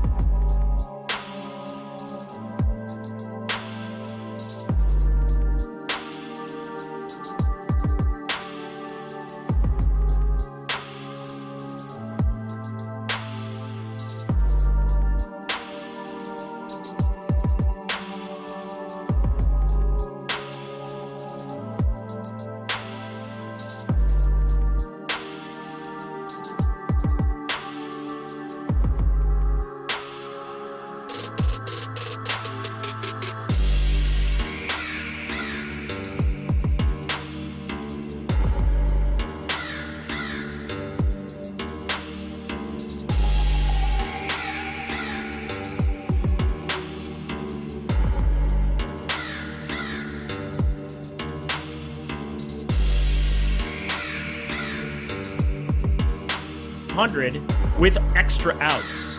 Like, you know what I mean? Like, it turns into a plus 200 with extra outs where the other 2 guys in the home run are like a package deal with it. Wait, you can do that? Yeah. Oh, I just assume you couldn't have the same player. You absolutely can. Oh, Well- we will discuss, Gun. Welcome, everybody. It's the freaking weekend. I'm not going to finish the rest of the song because he's a bad person. Welcome to the MLB Live Before a Lock show presented by Odd Chopper. I'm Eric Lindquist. We've got 12 games to break down. We've got random guys getting scratched like Vince Velazquez. We have random guys not in the lineup like Matt Chapman. Talking about that a little bit here before this show began, but hit that like button. Guys did a pretty good job on the previous stream. Greg, Neil, love them. Appreciate them. More likes, please. I'm going to whore us out right off the get-go here. But I'm excited because it's the weekend and I get to do a show with my dude Anthony Gundacker in the house. What's going on, my dude? Here, chilling. I wasn't expecting. I'm not even supposed to be here. And I don't know what happened, but now I'm here. You are here. We're happy to have you here. We're gonna move along to some baseball here on the docket. Lots to get to. So many pitchers. Oh boy, I am an anti-Yankee fan, but I really like your ball cap today, I must say. I will be cheering for this baseball team with a fervent smile and a heavy, well, I don't know what I'm trying to say. We'll just get to the picks here, shall we? Let's do it. Good to see everybody in the chat. YERRRR is right. I can't do it. We've established I have a terrible Gundacker impression. Yeah, it's not even it's flattering, but I didn't invent that. It's just a New York thing. Sorry. Okay. Well, for me, it's the pizzazz. I'm a South Dakota boy, okay? And now I'm a Barbie girl living in the Barbie world. Ooh. Wax and plastic, it's fantastic. All right, you could have left it. We got it. Come on, Barbie, let's go party. Let's talk pitching here at the top of the top pitcher stool. And the conversation for me begins with your guy, Garrett Cole. And I don't know, feels like Yankees fans have a up and down relationship. You guys are really, if it were Facebook, it would be It's Complicated back at circa 2007 for the Garrett Cole situation here. But he's 10-9. He's the most expensive pitcher on the board. But if I'm paying up, I am paying up for Garrett Cole against this Detroit Go Tigers on the other side. How do you feel about your boy, Garrett Cole? Yeah, he's definitely right now coming in as my highest owned pitcher on DK. Him and Eovaldi, ironically, are like neck and neck for me. But yeah, there's not a lot of bad stuff you could say about this spot, man. This Tigers lineup projects really, really great for strikeouts, almost a 1-in-4 projection here on the aggregate. And Garrett Cole can get some strikeouts. Even in the bad games for Garrett Cole, you look back at that Orioles game where he had that imploding inning with 5 earnings. He still got you 11 strikeouts to give you a very serviceable 25. So I do like the floor, do like the ceiling. And Yankees doubleheader yesterday, and their bullpen not as bolstered as it used to be. Chad Green down, Chapman down. Very stressful inning out of Clay Holmes yesterday. So this is a very weak bullpen. So they've been letting starters go deeper. You've seen it, Cortez, Tyone, even Montgomery. So Garrett Cole, we know he can go up to 110 pitches, if not more. He might have a 7-inning game here, and I just think the floor is high, the matchup's great, and obviously we like him for the win too. Yeah, we like him all around. I don't know how you don't like Garrett Cole in this spot. The Detroit Tigers, I don't really know. There aren't enough words to say how bad they are. 24.2% K percentage against righties, 75 WRC plus, and a 107 ISO. Are they playing? Surely everybody else is playing T-ball if they have a 107 ISO. So it's not good. Eric's starting with the weird shit already. Sure am. Happy Friday. Let's get to it. Rest of the board here. If you're not paying up for Garrett Cole, let's say you're trying to get contrarian and find somebody else at the top end here, Gun, that you want to get to. You have options. You have Shane Mcclanahan, Joe Musgrove that are both more expensive on FanDuel. On DK, Garrett Cole is the most expensive, but you have Mcclanahan and Burns next on the list there in terms of ownership on DK. You have Nathan Eovaldi further down. We'll get to that one later. I mean, you kind of set it up as it were on the front end, but above Nathan Eovaldi, all the expensive 9K, 10K pitchers on DraftKings and FanDuel, who do you like next? I mean, if we're going strictly off of ownership versus talent, I think Joe Musgrove is there. Heck, our board, we give him almost a 10% chance to be in a top 2 pitcher on DraftKings with less than 1% ownership. So plenty of positive leverage there. And though the Brewers won yesterday, it was all a 9th inning thing. And then, I guess the field is coming around, smartening up on Bieber's fastball velocity dropping because he's usually way high owned and his strikeout stuff hasn't quite been there, but he's not like a gas can. So him coming in at 6% versus that 11%, top pitcher chance. I mean, those are 2 pitchers that can get you a little bit different. And we know in them more so on the Musgrove side, because he's not dealing with 3 miles an hour loss on his fastball. Positive leverage to be there. With that said, I just think Eovaldi at 8K is too cheap. So I end up with a ton of that, but the fill is there on that. So just to answer your question for the leverage and contrarianness, Musgrove and then Bieber would be people or pitchers I look at. Yep, I'm with you. I think, Bieber's an interesting shout out because The K rate's way down, obviously from his way down from his Cy Young days. He's still found paths to have really nice outings against Minnesota, but then back-to-back against Detroit feels like a freebie. Baltimore maybe feels like a freebie as well. I suppose I can get behind some Bieber, 9,700 on FanDuel. On DK, 9,800. Just kind of falls by the wayside a little bit for me because of how much I like Shane Mcclanahan. I love this guy today. 9,600 on the DraftKings board, 33.6%. I know he's very, very popular, but depending on what stacks you're going with, I'm going Mcclanahan. And then there is a plethora of these cheapies that I am all about today that I will mix and match a lot. You don't have to worry about ownership on a 12-game slate. So if you want to jam some chalky pitchers, have at it. Go right ahead. Play some less chalky stacks. That's pretty simple formula, but I do want to get to a couple shares of the Toronto Blue Jays. I'm going to be shorting Atlanta because I feel like we have to, and I'm excited to talk about some of that with you from a game theory perspective. But I think Shane Mcclanahan, 9,600, is just kind of like a can't miss kind of guy against this version of the White Sox lineup in this ballpark. Yeah, he's really good. So we're betting on talent. Obviously, the White Sox best split is against lefties, but they are without Tim Anderson. They do get Moncada back, but Moncada's better on the other side. But yeah, Super Plus Park, and he's one of the best, 5 pitchers in the American League. So 9,600, cheaper than Bieber. Maybe the matchup on paper doesn't feel as warm and fuzzy, but I'm with you. I think you just bet on elite pitchers, and he's probably underpriced if you're just putting his talent in a vacuum at 9,600. Jordan Lockhart surely put somebody at Awesemo.com through college at this point in time. Just 20 gifted subs right from the get-go. Happy 3:13 p.m. on the West Coast. Happy 6:13 on the East Coast. Hell, shout out Central Time, 5:13, and Mountain Time, 4:13. Look at me doing math. It's incredible. But Jordan Lockhart, every time zone being completely represented. You are the absolute man, handing them out. Ryan Stubbs, Obi-Wan, Willie K. I mean, so on and so forth. So many people getting iced out. He stays flossing in that candy paint, rolling dank, sipping drink on an 84 swing. Let's go. Tearing up the lane. What? Oh, yeah. Did you just chop and screw a freaking super chat? That was great. Flossing. Wow. Okay. Well, okay. Mike Jones. Mike Jones. No, you took it too far. Like if you would have just stopped right there, you might have got a plate at the barbecue, and then they just grabbed it right back. And then it was rip it away. You can eat bread in the corner with your cousins. That's fine. I'm okay. I'm used to getting in trouble by talking too much. Kind of a theme. It's okay. Probably found the right job though. Here we go. We moved down the board, my friend. You talked about Nathan Eovaldi, and I will say out of the popular pitchers, he's the guy that I'm the lowest on today in terms of the field. I'm less than half of his current ownership over on DK. Do give me the spiel. I mean, it's pretty easy to see the Oakland Athletics on the other side and you want to fire it up, but what's getting you to so much Eovaldi today? He should not be AK on DraftKings. That is true.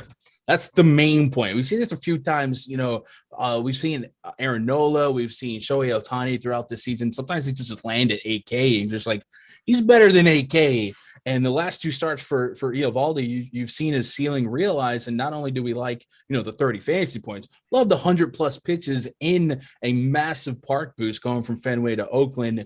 And it's a lineup boost. It's one of my favorite lineups to pick on here. So I just think there's a soft landing at AK. If he had an average game for 16, 18, that dog will still hunt on a slate like this at an SP2 spot, and we know there's a ceiling to be had. So I just think he's too cheap.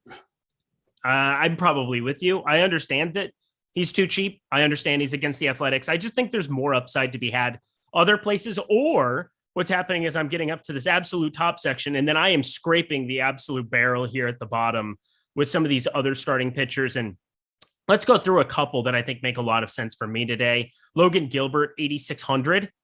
Why is he only 6.8% on DK right now? I mean, I think it's because of Eovaldi. Eovaldi's soaking up a ton of ownership. And like I said, he's got more check boxes for me than a guy like Gilbert. And Gilbert, has a Rangers lineup that is pretty half and half, but half of it being lefties, and we could tap into that 34% K rate. The righties are a little bit more dangerous with a sub 20% K rate and a 4.28 xFIP, but he's also inherently too cheap on DK 8.6. You compare that to FanDuel where he's at 10K, where you're just like, well, I'm not that interested there, but 8,600, yeah, I could be a buyer on that and look for a shot at 20 fantasy points. So it's definitely I think it's a solid click. And this lineup that the Rangers put out, we got Garver, Calhoun, Garcia, Lowe, and White. All those guys have a 1-4 or greater strikeout rate. So there's still some strikeouts to be had. All right. Well, I like Logan Gilbert a lot at this ownership. This makes no sense to me that he is this low owned. So yeah, he's the first kind of prime suspect pivot off of the Eovaldi ownership. So he feels like a serviceable guy to get to. Can I also interest you in some Dane Dunning at 7,300 on the other side of this one up against Seattle? It's a pitcher that I feel like I play above expectation. Maybe it's a goggles thing. Maybe I just have a thing for dudes in goggles. Maybe that's a thing about me that I'm learning. But Dane Dunning, 23.5% K percentage, whatever. He's 7,300. Kind of get you on board with a little bit of that. Yeah, I mean, in 150, sure, those guys meet the back end at 7,300, looking for 15 plus fantasy points. Definitely a Mariners lineup that, much like the Rangers, but perhaps to a little bit more extreme, half and half in terms of K rates. A lot of pesky contact guys, but you sprinkle in a J-Rod, a Suarez, a Trammell, and a Raleigh. Those guys have a 30+% K rate, so you might be able to get out some jams. It's just kind of a wide range of outcomes matchup when it comes to the Mariners here. They can get you or they can fall asleep, and Dunning has shown a little bit of potential here, and so far so good, especially at the house with the 27% K rate there and keeping the ball on the ground. So that's a net positive, but it is, for me, strictly would be a mass entry thing. I wouldn't really gravitate towards him that much in like 20 or less. All right. Well, there's one other guy that's garnering quite a bit of attention now, Zac Eflin. He's way further down the board here, but there's some other guys around him too. And currently, 14%? That's really nothing that's existing on Eflin. I think he might get a little bit higher on that. I'm looking around some places, maybe not. Zac Eflin, I realize that this Angels lineup can be potent, especially at the top. 3 pretty good hitters going 1, 2, 3. Even Jared Walsh, I'll put into the conversation. Max Stassi batting 7th, but there's strikeouts to be had up and down the lineup here too. You only get 3 guys, Tyler Wade, Matt Duffy, and Renifo, that are sub 20% K percentage guys. You get Mike Trout, who's been around 26.4% this year, and Brandon Marsh, what a freebie, 30.9%. I think he's all right to get to, but I have some other guys we'll get to. But is Eflin somebody that's on your radar?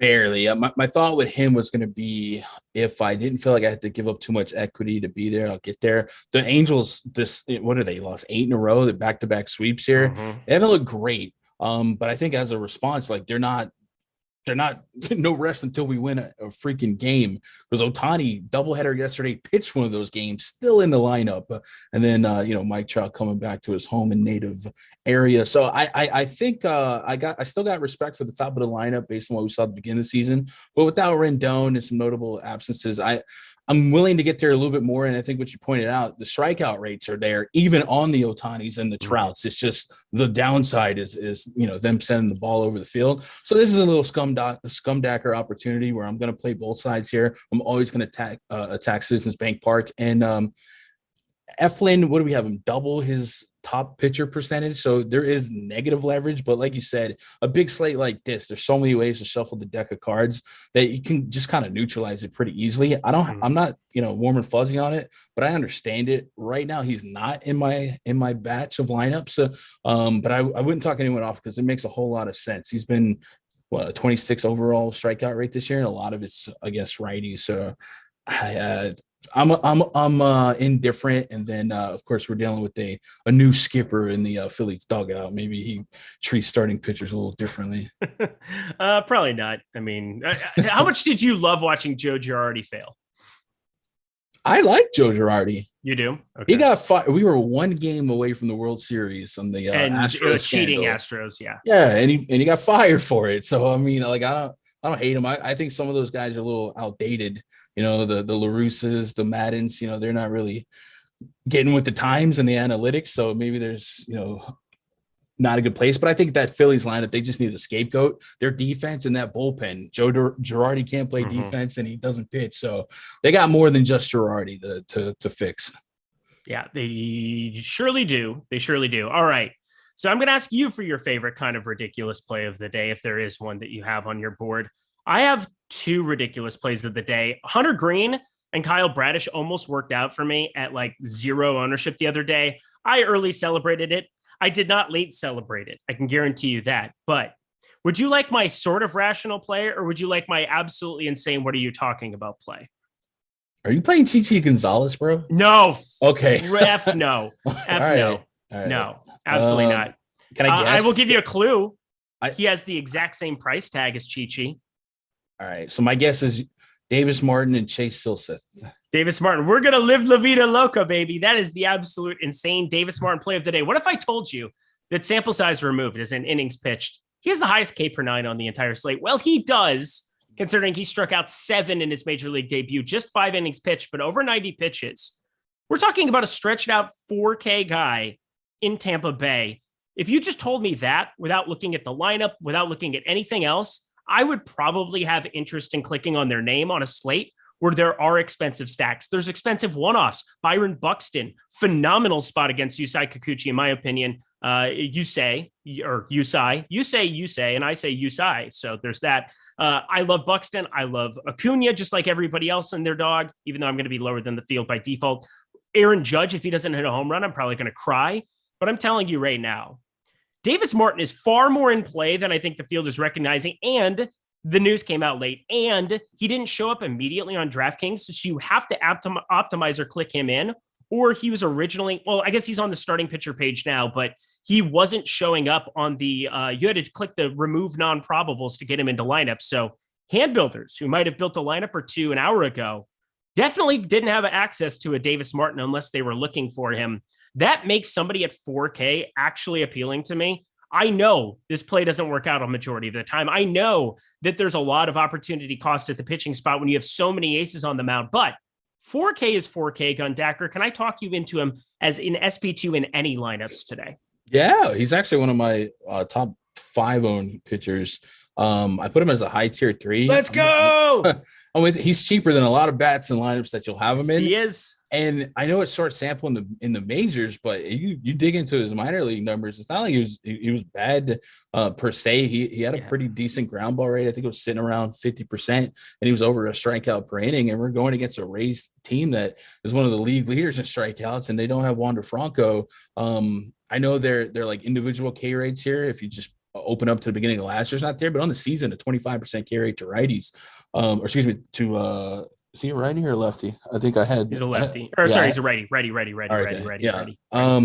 Yeah, 1 in 4 K rate to righties with an average WRC plus, a little below average, and you take out Franco. Yeah, it's a really good spot for him in 4K. He really soft landing, and I think there's a little bit of a ceiling in his talent. So I'm with you on him as one of my favorite SB2s. On DK. Oh man, you understand? We're going in on a guy who's like 1% owned together. He's one of your top 5. He's like 6th on my board, and I thought I was an insane person. He's top 5 for you. Yeah, but I get really bullish with my top pitchers. Like I admit I conceded yesterday. It's like my biggest problem is I hate playing bum pitchers for the off chance. I just like to bank on talent, and I think Davis Martin's he's better than Vince Velazquez from all accounts. So yeah, he is. Yeah, not that hard. I mean, if you like over a 6 expected ERA, go ahead and Vince Velazquez. But now he's on the 15-day IL. This is a dude, 4K. Reinforce my crazy plays. Hunter Green and Kyle Bradish were throwing flames, absolute flames. They were going to smash it. Then all of a sudden, John Gray comes in and breaks the slate, and those guys fall apart in the 4th inning, both in the 4th inning. Why does God hate me? I don't know. But in terms of game theory, I won that night. Yeah, man, if it wasn't for variance, you would have took down everything, right? Yeah, I lost money, but whatever. We continue on, my friend. JT Brubaker, he's the rational play that I like. 7.8% leverage in the top pitchers tool. Arizona, not exactly ideal. Even though Arizona's a team I feel like I've been banging the drum for rostering Christian Walker. the new age Mike Zunino, who just doesn't strike out as much and actually walks. So that's cool. But basically just somebody who hits a lot of home runs that nobody's paying attention to. That's kind of the Mike Zunino comp. But I'm getting to some JT Brubaker. Are you getting to him or any other pitchers that you want to be discussing before we move on to stacks? I don't have any Brubaker. I'm gonna let you have that one. My main pushback with Brubaker is this D-backs lineup has one righty, that's Christian Walker. And if we focus on Brubaker's lefty splits, he has near a 5 xFIP and a 13% walk rate. And the D-backs, if you didn't know, are actually second in the league in walk rate. So I know that could run up his pitch count pretty quick. It could also create the big inning and a short hook for him. So I'm not that enthralled with Brubaker. But hey, good ground. Well, I was gonna say against righties, he's good. Yeah, I know. It's just the quality of lefties that you're looking at in the Arizona lineup as well. You have Dalton Varsho, and everybody is going to play him because catcher is abysmal per usual. Marte switch hitter Rojas up there doesn't really intrigue me all that much with his 32.7% hard hit percentage. But yeah, as you said, everybody seems like has a great walk rate. The Diamondbacks up and down that lineup. Alek Thomas, the only guy under 7.6% in the walk rate department.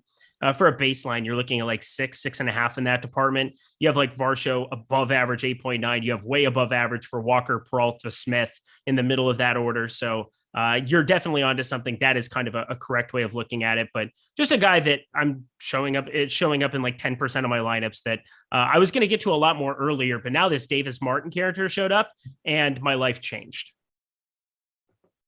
Yeah. She bangs.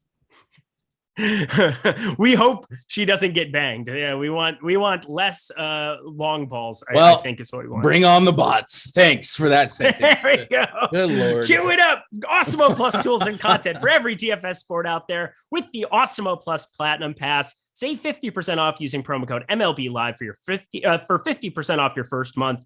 $18.95 if you just want to check out everything we have for MLB DFS, but it is the best spot that you can possibly have tools that go to work for you instantly in the DFS industry. That is the top pitchers tool. That is the top stacks tool. And if you guys haven't noticed yet, Sean's on. A lot of guys behind the scenes have done a great job with this new top batters tool. You can look position by position. It's only for DraftKings right now, but I can't tell you how incredible it is to see the home run odds pasted directly on the page for every batter on the slate. Pretty cool stuff that we have going here at Awesemo. So $18.95 for all of our baseball content.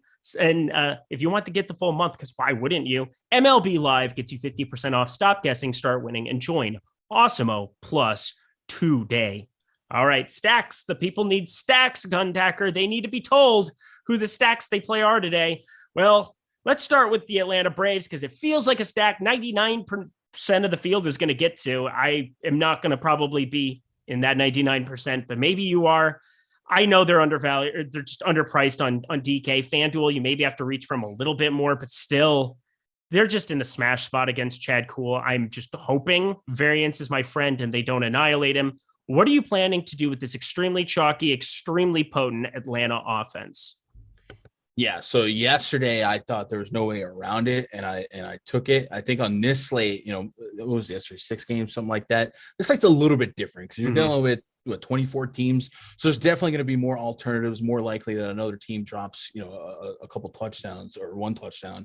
So I'm undercutting the field today, where yesterday I was a little bit over the field, or a lot, maybe 1.5 over the field. Yeah, I was over the field with you yesterday. I'm an absolute donkey, but you know what? Yeah, Travis d'Arnaud. It worked for me yesterday. Yeah, shout out to d'Arnaud, and then that leadoff out for Acuna that would have been a homer in half the ballparks, but not in Coors. That was fun. But he got there for me, so it's whatever. But yeah, I'm gonna undercut. I feel like I can establish what I need to in like 22 to 23%, maybe even 20%, and I'm saving 13% of lineups versus the field where I can get to some other stuff, because there's still a range of outcomes where they're they're a cash worthy stack where they get you in the money. But there's enough equity left over for you to go realize some Blue Jays, some Dodgers, some Yankees, stuff like that. So I'm undercutting today where I was over yesterday. I'm saving a lot of money by switching my car insurance to Geico. That's what I'm doing. Do you care? You don't care. That's fine. Even a caveman can do it. Let's go to other stacks on the board that are not the most popular stack that exists on planet Earth or in the history of time. Yeah, I'm not going to play a lot of Atlanta. I'll have a couple one-offs because I find it unavoidable that they'll fall into some lineups, but I'm under 10% on every single batter up and down that lineup. Going to be an uncomfortable little evening slate for that one, that's for sure. But moving down the board, I talked about it earlier, and I am a big fan of the Yankees. Anytime that they are going to be under 7-8% on any slate, I'm kind of surprised that we only have them as a 4.7% top stack on today's board. But you have Colorado, which I really like. We'll get to later. LA, Houston. I'm big fan of Houston today as well. And Toronto feels a little bit unavoidable, but I'm getting lower on them as we're kind of continuing this stream with some of my other pitching options. And I'm getting myself to tons of Yankee bats. Matt Carpenter, 3 hits with the Yankees, all just leaving that short portion right. I think he could probably keep it going. Home run call. There you go. But Matt Carpenter, man, what a time to be recommending him in 2022. Do you like the Yankees as much as I do? Say yes. So I think I was at 10%. Let's see. Okay. Yeah. I mean, that's well above the take field. that back. I'm at 8%. Okay. And like a FOMO thing for you? A little bit. Okay. I Elvin Rodriguez definitely doesn't bring a lot of fear and name value here. He does waste a lot of pitches. But one of the things I have a little concern about with the Yankees is they're starting to get a little platoony. Like Carpenter, especially with Gleyber Torres not starting, there's a good chance Carpenter's back could get yoinked if they need it for a Gleyber. And then also, a double switch down the line for Higgy, for Trevino, and then 8th or 9th, and then Joey Gallo's not starting as well. But just talent-wise, trying to get into Elvin early on. Instead of Gleyber in the lineup today, you get Josh Donaldson. So that's a bat that was just fine before he was on the IL. It sounds like he's responding well to cortisone shots. And then that 1 through 5, and even that 1 through 6 looked really, really good. The Tigers bullpen is been performing well above expectations. They're actually one of the best bullpens in baseball. So I also feel like that could maybe play a little spoiler. And it's not like the Yankees dropped, 12 runs yesterday. It was like a 2-1 game. And then they beat up Ohtani, but it's still not a full strength Yankees lineup. So I do think 8% is enough for me to achieve what I need to get to those combos of 1 through 6 and get in and get out. So the Detroit Tigers, we always have to kind of take it with a grain of salt, especially earlier in the year, as far as what some bullpen numbers will be. The Tigers are in the easiest division in baseball. I don't think anybody's going to disagree with me, especially with the White Sox lineup where it's at right now. You've got Kansas City, you've got Minnesota. I watch way too many of these freaking games. And Detroit, when you get to face those teams for a majority of your outings, you better have a decent bullpen when you're, going up against like the most dangerous hitters you have on the Twins, not named Buxton, in the current iteration is like Trevor Larnach, Kyle Garlick. You know what I mean? Like this is just a different kind of situation for the Tigers, going up against the Yankees bats. So I'm with you. I think that they are a much better bullpen than anybody expected them to be this season. But I also have to keep it real with you where AL Central, my division, my team, not very good. Your division, very, very good. Specifically your team. It's a joke how good you are. But we continue on the rest of the board. I'm going to talk to you about any expensive stacks or any popular stacks. I'm going to open up everything to you here. Is there anybody that's coming in pretty popular or expensive that you want to get to on today's slate? It's full on stack wise. Yeah, full on stacks. Man, I mean, it's also the Braves and the Blue Jays are really the only come to Jesus decisions you got to make. Everything else is pretty wide open for big Friday night. So ownership be darned. You can throw that right out the window, and you can get a lot of leverage where you need to be. And it's not even like looking at these projected ownerships, I'm not really seeing a bunch of mistakes. Maybe the Guardians at 8% is a little too rich for my blood, because once you get past J-Ram, slim picking, so I can get what I need from that team in terms of production and get out. But for the most part, I don't think we have to make a lot of leverage based decisions past Braves and Blue Jays. No, we really don't, which is kind of a nice thing, because then it opens up for the likes of Houston, a team that I really like. Kyle Tucker back in the mix yesterday after a 4 or 5 day absence that he had. Just a massive lefty bat. Always been one of my favorite hitters in baseball. Somebody that I've been getting over the field well above expectation. And now in Kansas City against Brady Singer, I really like Brady Singer as a pitcher. I would have more of him on this slate if a 4K guy didn't show up, but such is life. I'm playing a little bit less than I was probably going to get to this morning. And they're so positively leveraged, the Houston Astros, that so many good batters 1 through 8 that I want to be rostering. So that's a team I'm getting to. I think the Angels and Dodgers always can be rostered at will. Who are some of the other teams that you're landing on that have positive leverage? Let's see, sorting the top stack tool from positive leverage. I'm definitely there with you on the Astros. I want to buy into the Red Sox against Caprelli. Like Rafi Devers is breaking my bomb detector. I just have a feeling that park's gonna just tilt me, right? Hey, the wind's blowing out, and I know it's built to suppress wind for the most part, but 8 to 12 is going to affect the ball a little bit. It's just nicer when I've been playing a lot of Oakland when it's 72 degrees in the afternoon slates because the ball seems to be carrying a little bit more. This is an evening game, 6:40 p.m. my time. It's going to be chilly in the Bay, but the wind's blowing out, so it's blowing out the correct way for Devers too. Yeah. I mean, it's Rafi. I took the 1.5 base prop on him just in case it hits the wall for me. But yeah, he's one of the top guys for me. But much like we don't have to deal with like high owned teams, there's not a ton of because of no one grabbing ownership. There's not a ton of like positive leverage. So anytime we're getting decent low numbers on a Dodgers, you can get there to say you're there and not have to give up 10% for any type of leverage. I'm there. I would say are we going to talk about Chichi Gonzalez? Like, are we going to have this conversation? No. Why is he in the bigs? Why are we doing this to ourselves? The Twins think that they can like Frankenstein every pitcher. Like we're trying to make, I mean, that's the right way to describe it, right? We have Chris Archer, the corpse of, we have, anybody that can possibly show up that was once upon a time anything we've had, but now we're trying to make Chichi Rodriguez a thing. Or Chichi Gonzalez. I just said it backwards. Chichi Rodriguez is the golfer. Well, so we're seeing a few times that like a Martin, like some of these pitchers reinvent themselves, and it's very easy to have this weird thought of a guy that is pitching cores for the last couple of years. Like, is there an outcome where Chichi's better than we think he is? Because in the minors so far, he's got 35 Ks on 36 innings, and that's not like elite numbers, but that's way better than Chichi's ever done.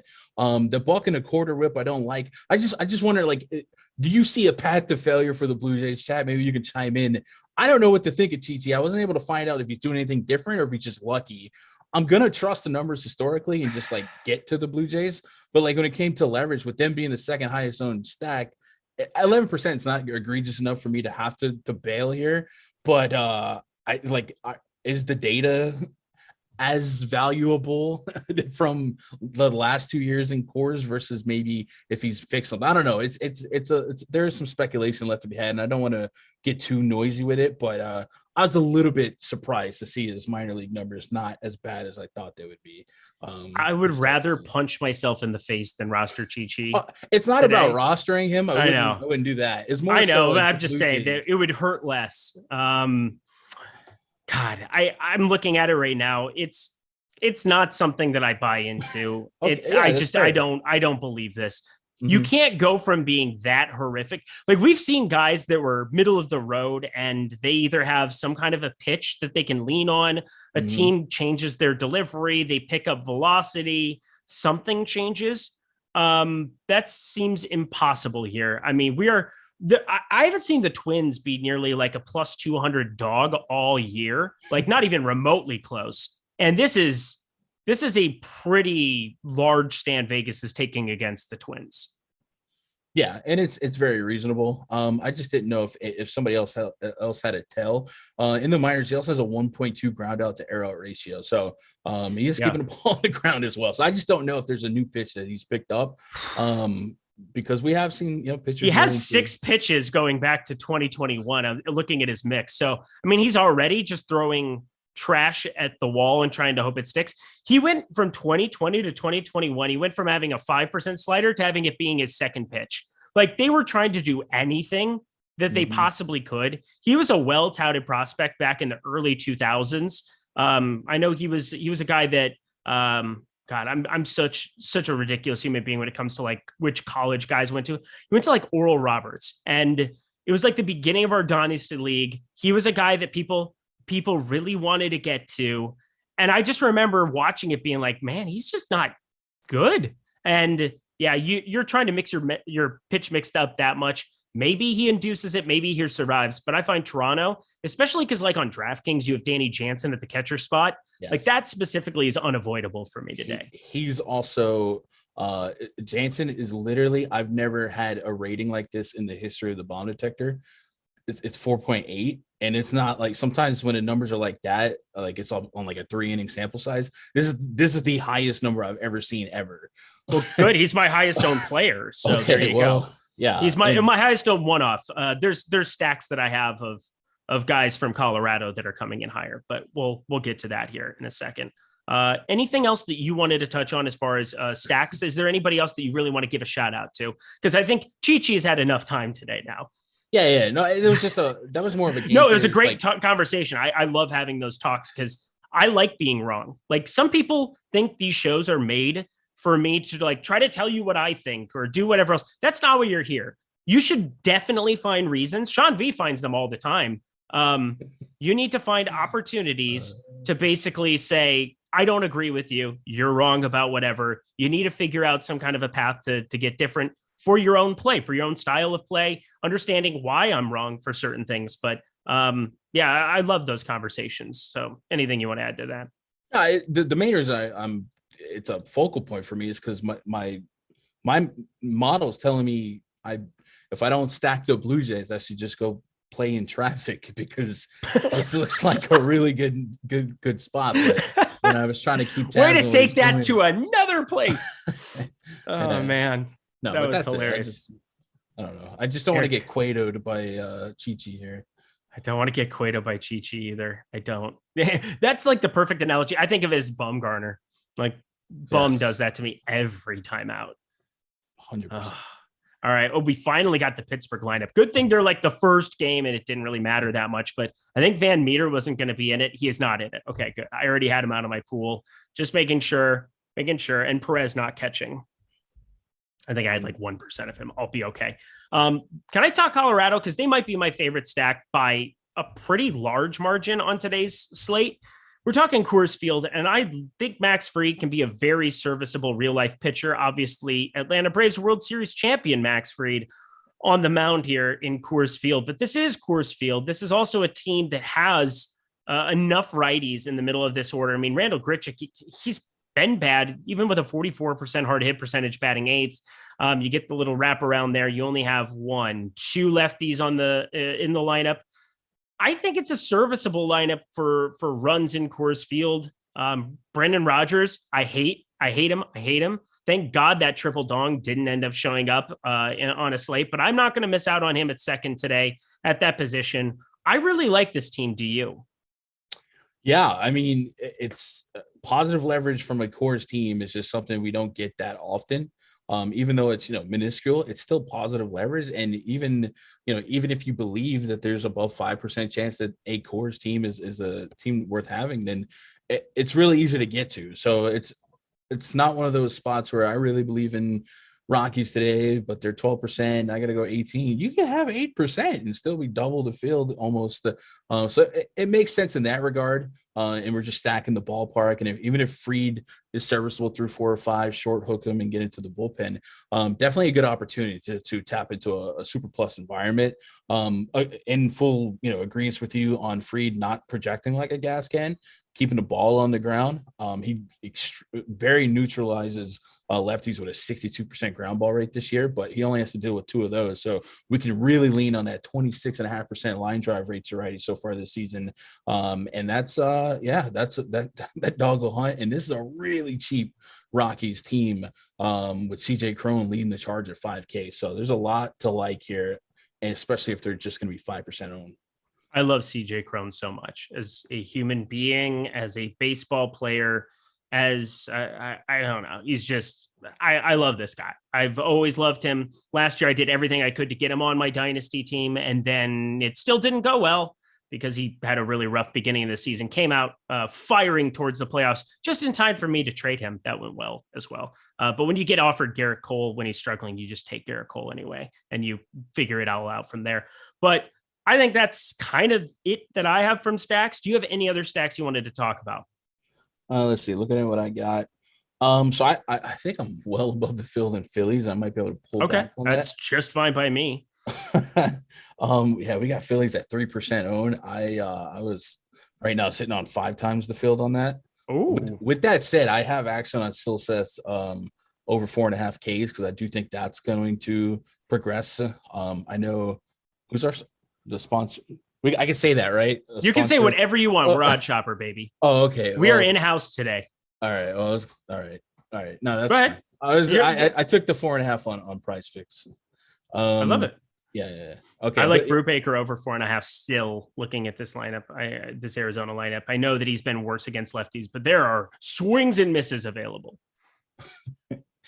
Yeah. And then, that little splash that the Phillies made today, sometimes that's palpable, beyond numbers and putting that leadoff Schwarber back in the mix. That 1 through 5, getting Real Muto in there, Castellanos, Harper. I think 3% for a team like that in one of the most hitter-friendly parks, Citizens Bank Park, past Silseth, who, by the way, Silseth really, he's going to be good. He hasn't really realized that in the major league level. And the Angels, I believe, they either tie for the most home runs allowed in terms of bullpen or the second most. They had to really tap into their arms yesterday with that doubleheader too. So it's a really positive spot for the Phillies altogether if you can get past their recent woes. And like I said, I was 4.5 times what their ownership projection is at 3. I'm at 15%, and we got them projected at 3.6%. So I could probably come down on that and maybe add a little bit more variety there. But yeah, I like the Phillies quite a bit, and we haven't really mentioned them. I'm not sure where he was at earlier, but like Bryce Harper is basically 2-1 to hit a home run today. Like you're plus 220. He's like plus 220. I think I saw most places this morning. It's probably changed since then, but that is a pretty prominent number. 4.7 implied run total you're looking at on that side. I don't hate the Philly shout out. I've kind of thinned my player pool a little bit just by removing certain teams like Cleveland. Jose Ramirez, only guy that I'm getting to from that team in any prominent way. I have like 2% stacks or something. I have 0 San Diego other than 1 Manny Machado share. I have 0 Oakland. I have so many spots where I'm just writing off complete places so that I can be overweight to some of the one-offs and stacks that I really want to get to. And I just don't think any way around it. Kyle Schwarber is going to improve. Like, there's going to be a time that Kyle Schwarber starts to rake, and I think it starts sooner rather than later. He still averages 7.7 DraftKings points per game, which is such a weird thing to say. But once in a while, you just have to see, even with a 192 average, even with regression, he has 12 home runs on the season batting leadoff up against a righty that's been struggling. So, like, Kyle Schwarber is by far one of my favorite one-offs of the day. Yeah, 10th in the league in homers with a 14% walk rate. So yep, I'm not saying it's overblown, but that 220 BABIP will catch up to him. And those homers, they're not, included in that BABIP projection. So he's been really unlucky when the ball doesn't leave the park. I don't know if he's seeing a lot of extreme shifts, but I'm with you. I believe that that's going to change. And Silseth has really struggled to get lefties out so far. And when he's not getting them out, he's got a 3.6 home run per night so far. I expect all that to improve. But hey, sometimes it's growing pains for these prospect pitchers as they evolve as a big leaguer. But Jenkins, serviceable means that they're getting by. Yes, I understand. If I say serviced him, that's a different thing that I would be saying. But yeah, you heard me. If you wonder why the bots, that's 2. That's 2. I don't know. Okay. All right. Well. Odd Shopper, guys, head to Odd Shopper right now. It's the best place to find any bet that you would want for today in 30 seconds or less. Do you like MLB? Do you like NBA? Do you like NHL? Do you like golf? Do you like any of these sports that are at the top of the bar on Odd Shopper? Well, let me just tell you, absolute print factory here of late. All you do is go and sign up. Top right corner of your page over at Odd Shopper. Sign up. You just have to put your email in. It's completely free to join and be able to see all the projections from the best players in the industry. We're talking Alex Baker, Steve Buzzard, who's on the new episode of the High Stakes podcast. I'm going to be checking that out after we get done with this show, you should do the same. Neil Orfield, host of that. If you enjoyed the deeper dive beforehand, the guy is awesome in the podcast role. So check that out when you're done with this. But we're talking some of the best minds in sports betting, in DFS, putting projections to work for you instantly on the Odd Shopper page. I think Gunn and I have talked about a couple of things that we really like. I'm in California, where Prize Picks is the main feature of how I go about playing my parlays and playing my props, because, that's the only site I can really use it. And use promo code Awesemo when you go over and sign up over there. But I'm looking at a couple of spots. I talked about JT Brubaker, over 4.5 strikeouts. I really like that one. I was looking at Nathan Eovaldi, over a 5.5 for that one. It's changed up to 6, I believe, on Prize Picks now. Probably going to be staying away from that. But Gunn, any props that really stand out for you today, either on the Prize Picks board, over in the sports betting world, anything, the world is your oyster.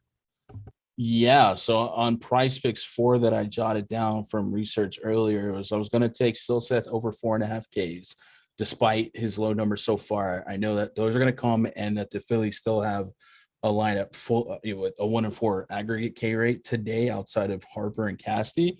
Also have interest in Springer over 1.5 total bases, Eovaldi fantasy points on Prize Picks or 5.5 Ks. And then lastly, because Devers is looking so good in the bomb detector, I'm going to take that 1.5 total bases. So those are 4 that I really like. All right. So let's see. Is the home run available for Boston? Is the home run available for Boston? I was going to teach you something here because it's fun. They need to fix it because earlier they still have maybe I'll refresh. They had Gleyber part of the triangle and he's not in the lineup today. Yeah, I know, and it screwed me over big time. I sent a thing to their support because I played Aaron Judge. Here's what you do every single day on Prize Picks. Everybody, here's what you do. Quick tutorial: take the over of 1.5 bases on Aaron Judge, and then take the trio of home runs. Because Aaron Judge is like a plus 220 guy. He's got 19 homers, nine doubles on the season here. Expected slugging out of this century right now. He's incredible. But you play those two together, and that becomes plus 200 instantly. And you also get the backdoor insurance of having 2 other guys who can hit a home run, and a double or 2 singles gets you there for Aaron Judge. So all in all, that is better than you going to a sports book and betting Aaron Judge, where he's still one of the best bets that we had on the board on Odd Shopper earlier in the day. I'm going to pull it up here as we're talking about it, because why wouldn't I? Takes 2 seconds. I think I just hate silence.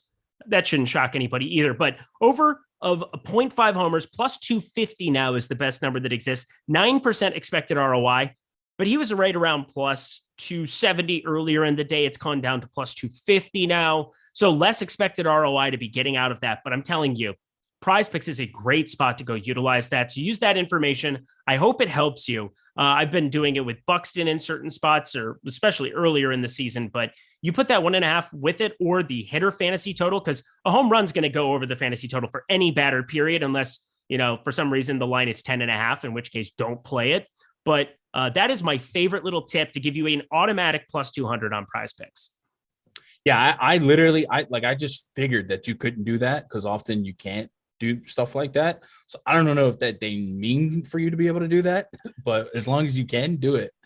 Do it, fam. Also, check out Odd Shopper, the best place to go to get your best bets in 30 seconds or less. Thank you so much to all the guys working hard here at Awesemo behind the scenes, making those projections readily available. By the way, for sports betting purposes, Ryan Mountcastle, Anthony Santander, fire all those guys up. A 25% expected ROI on both of their home run props. Know it, love it, use it. Oddshopper.com. Head there now.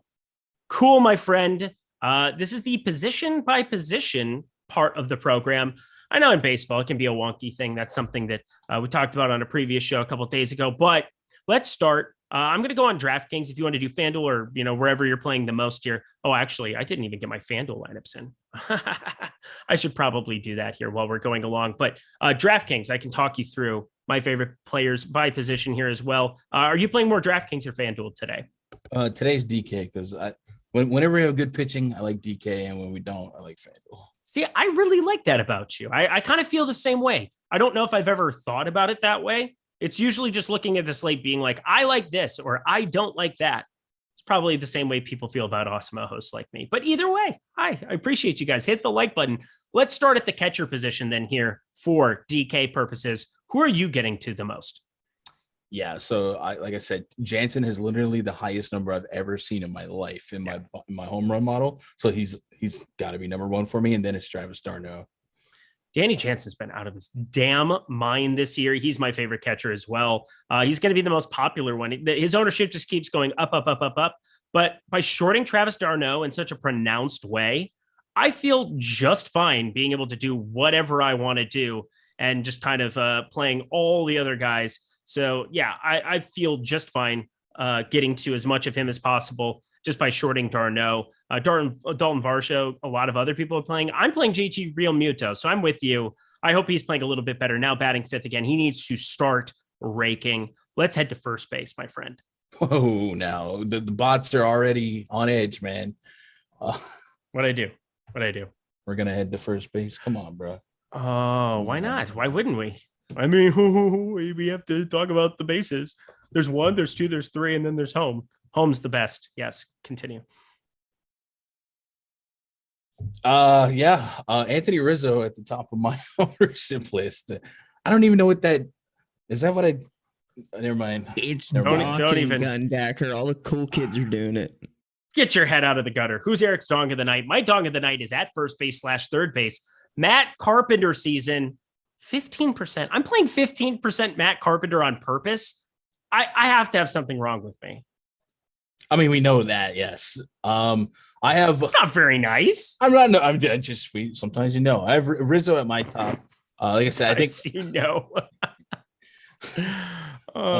Shit. Yeah, Rizzo for me, and also I'm with you on CJ Cron. He's coming in fourth for me, and in the mix, Vladdy. So basically, all the Blue Jays are just like blowing up everything for me, and I'm trying to control it. Yeah. Well, then temper expectations. Yeah, I know. I'm trying to control too. Brendan Rodgers at the second base position for me. DJ LeMahieu and Nick Matton. A lot of Phillies. You and I were both thinking alike on that one. That's for sure. I'm getting mix and matches of a lot of them as my one-offs because it's a team that I think that I can get a little bit lower exposure than the field is getting to some of those guys. But who are your favorites to get to at second base? DJ is at the top for me. I have a little chunk of a surprising chunk of Polanco, but it's really spread even. And then Brandon Rodgers is right there as well. But this is probably my most evenly spread out column so far, second base. All right. Heading to third base where Rafael Devers against Caprelli. Okay. All right. I'll give you that one. Am I back? Yeah, we got that going. That was. I mean, that's not getting you a plate, but I'm hungry. Oh, Daddy needs to eat. Keep it going. Third base. Go ahead, Gun. Riley, J Ram, Devers, and then Donaldson are my top four. With I need more Devers. I didn't realize 5,400 was holding him down like that, but I like him a lot based on my home run model. All right, let's do it. The shortstop. We got to go to shortstop. That would be a good idea. First, who are your favorites to get to? At the shortstop spot, another evenly spread out position here. I guess Dansby. Hold me closer. Kind of Dansby. There we go. So yeah, I get one. All right. We're all gonna make a full. It's karaoke. 1-1. 1-1. Awesemo. Yeah. Dansby Swanson, Bichette, Trey Turner, and then Francisco Lindor against a lefty if he cracks that lineup. Crona's a bad pick. Sean V, I could not love all of your bad takes today any more than what you are. You're just providing me all the ammo. Guys are going to smash. To the outfield we go. Aaron Judge, all rise. Let's ride. Connor Joe, don't have a joke for that one. Charlie Blackmon, Byron Buxton.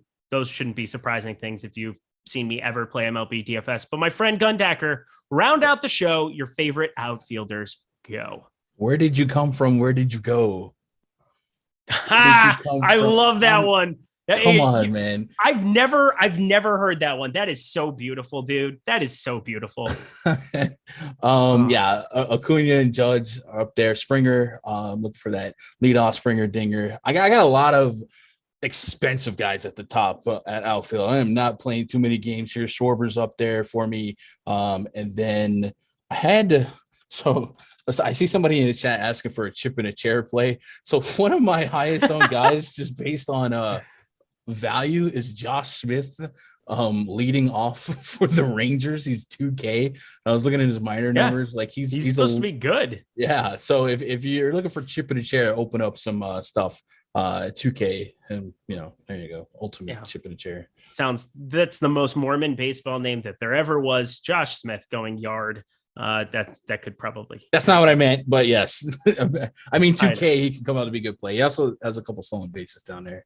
All right. Well, guys, it's 7:00 out there on the East Coast, 4:00. Have your lineups in 5 minutes here until lock, but we're going to get ourselves on out of here. Tyler Zander, thank you so much for all of your hard work here.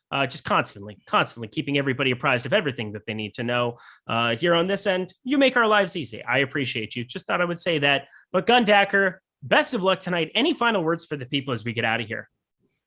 Go Blue Jays, I guess. And then Rafi Devers, please, did a double.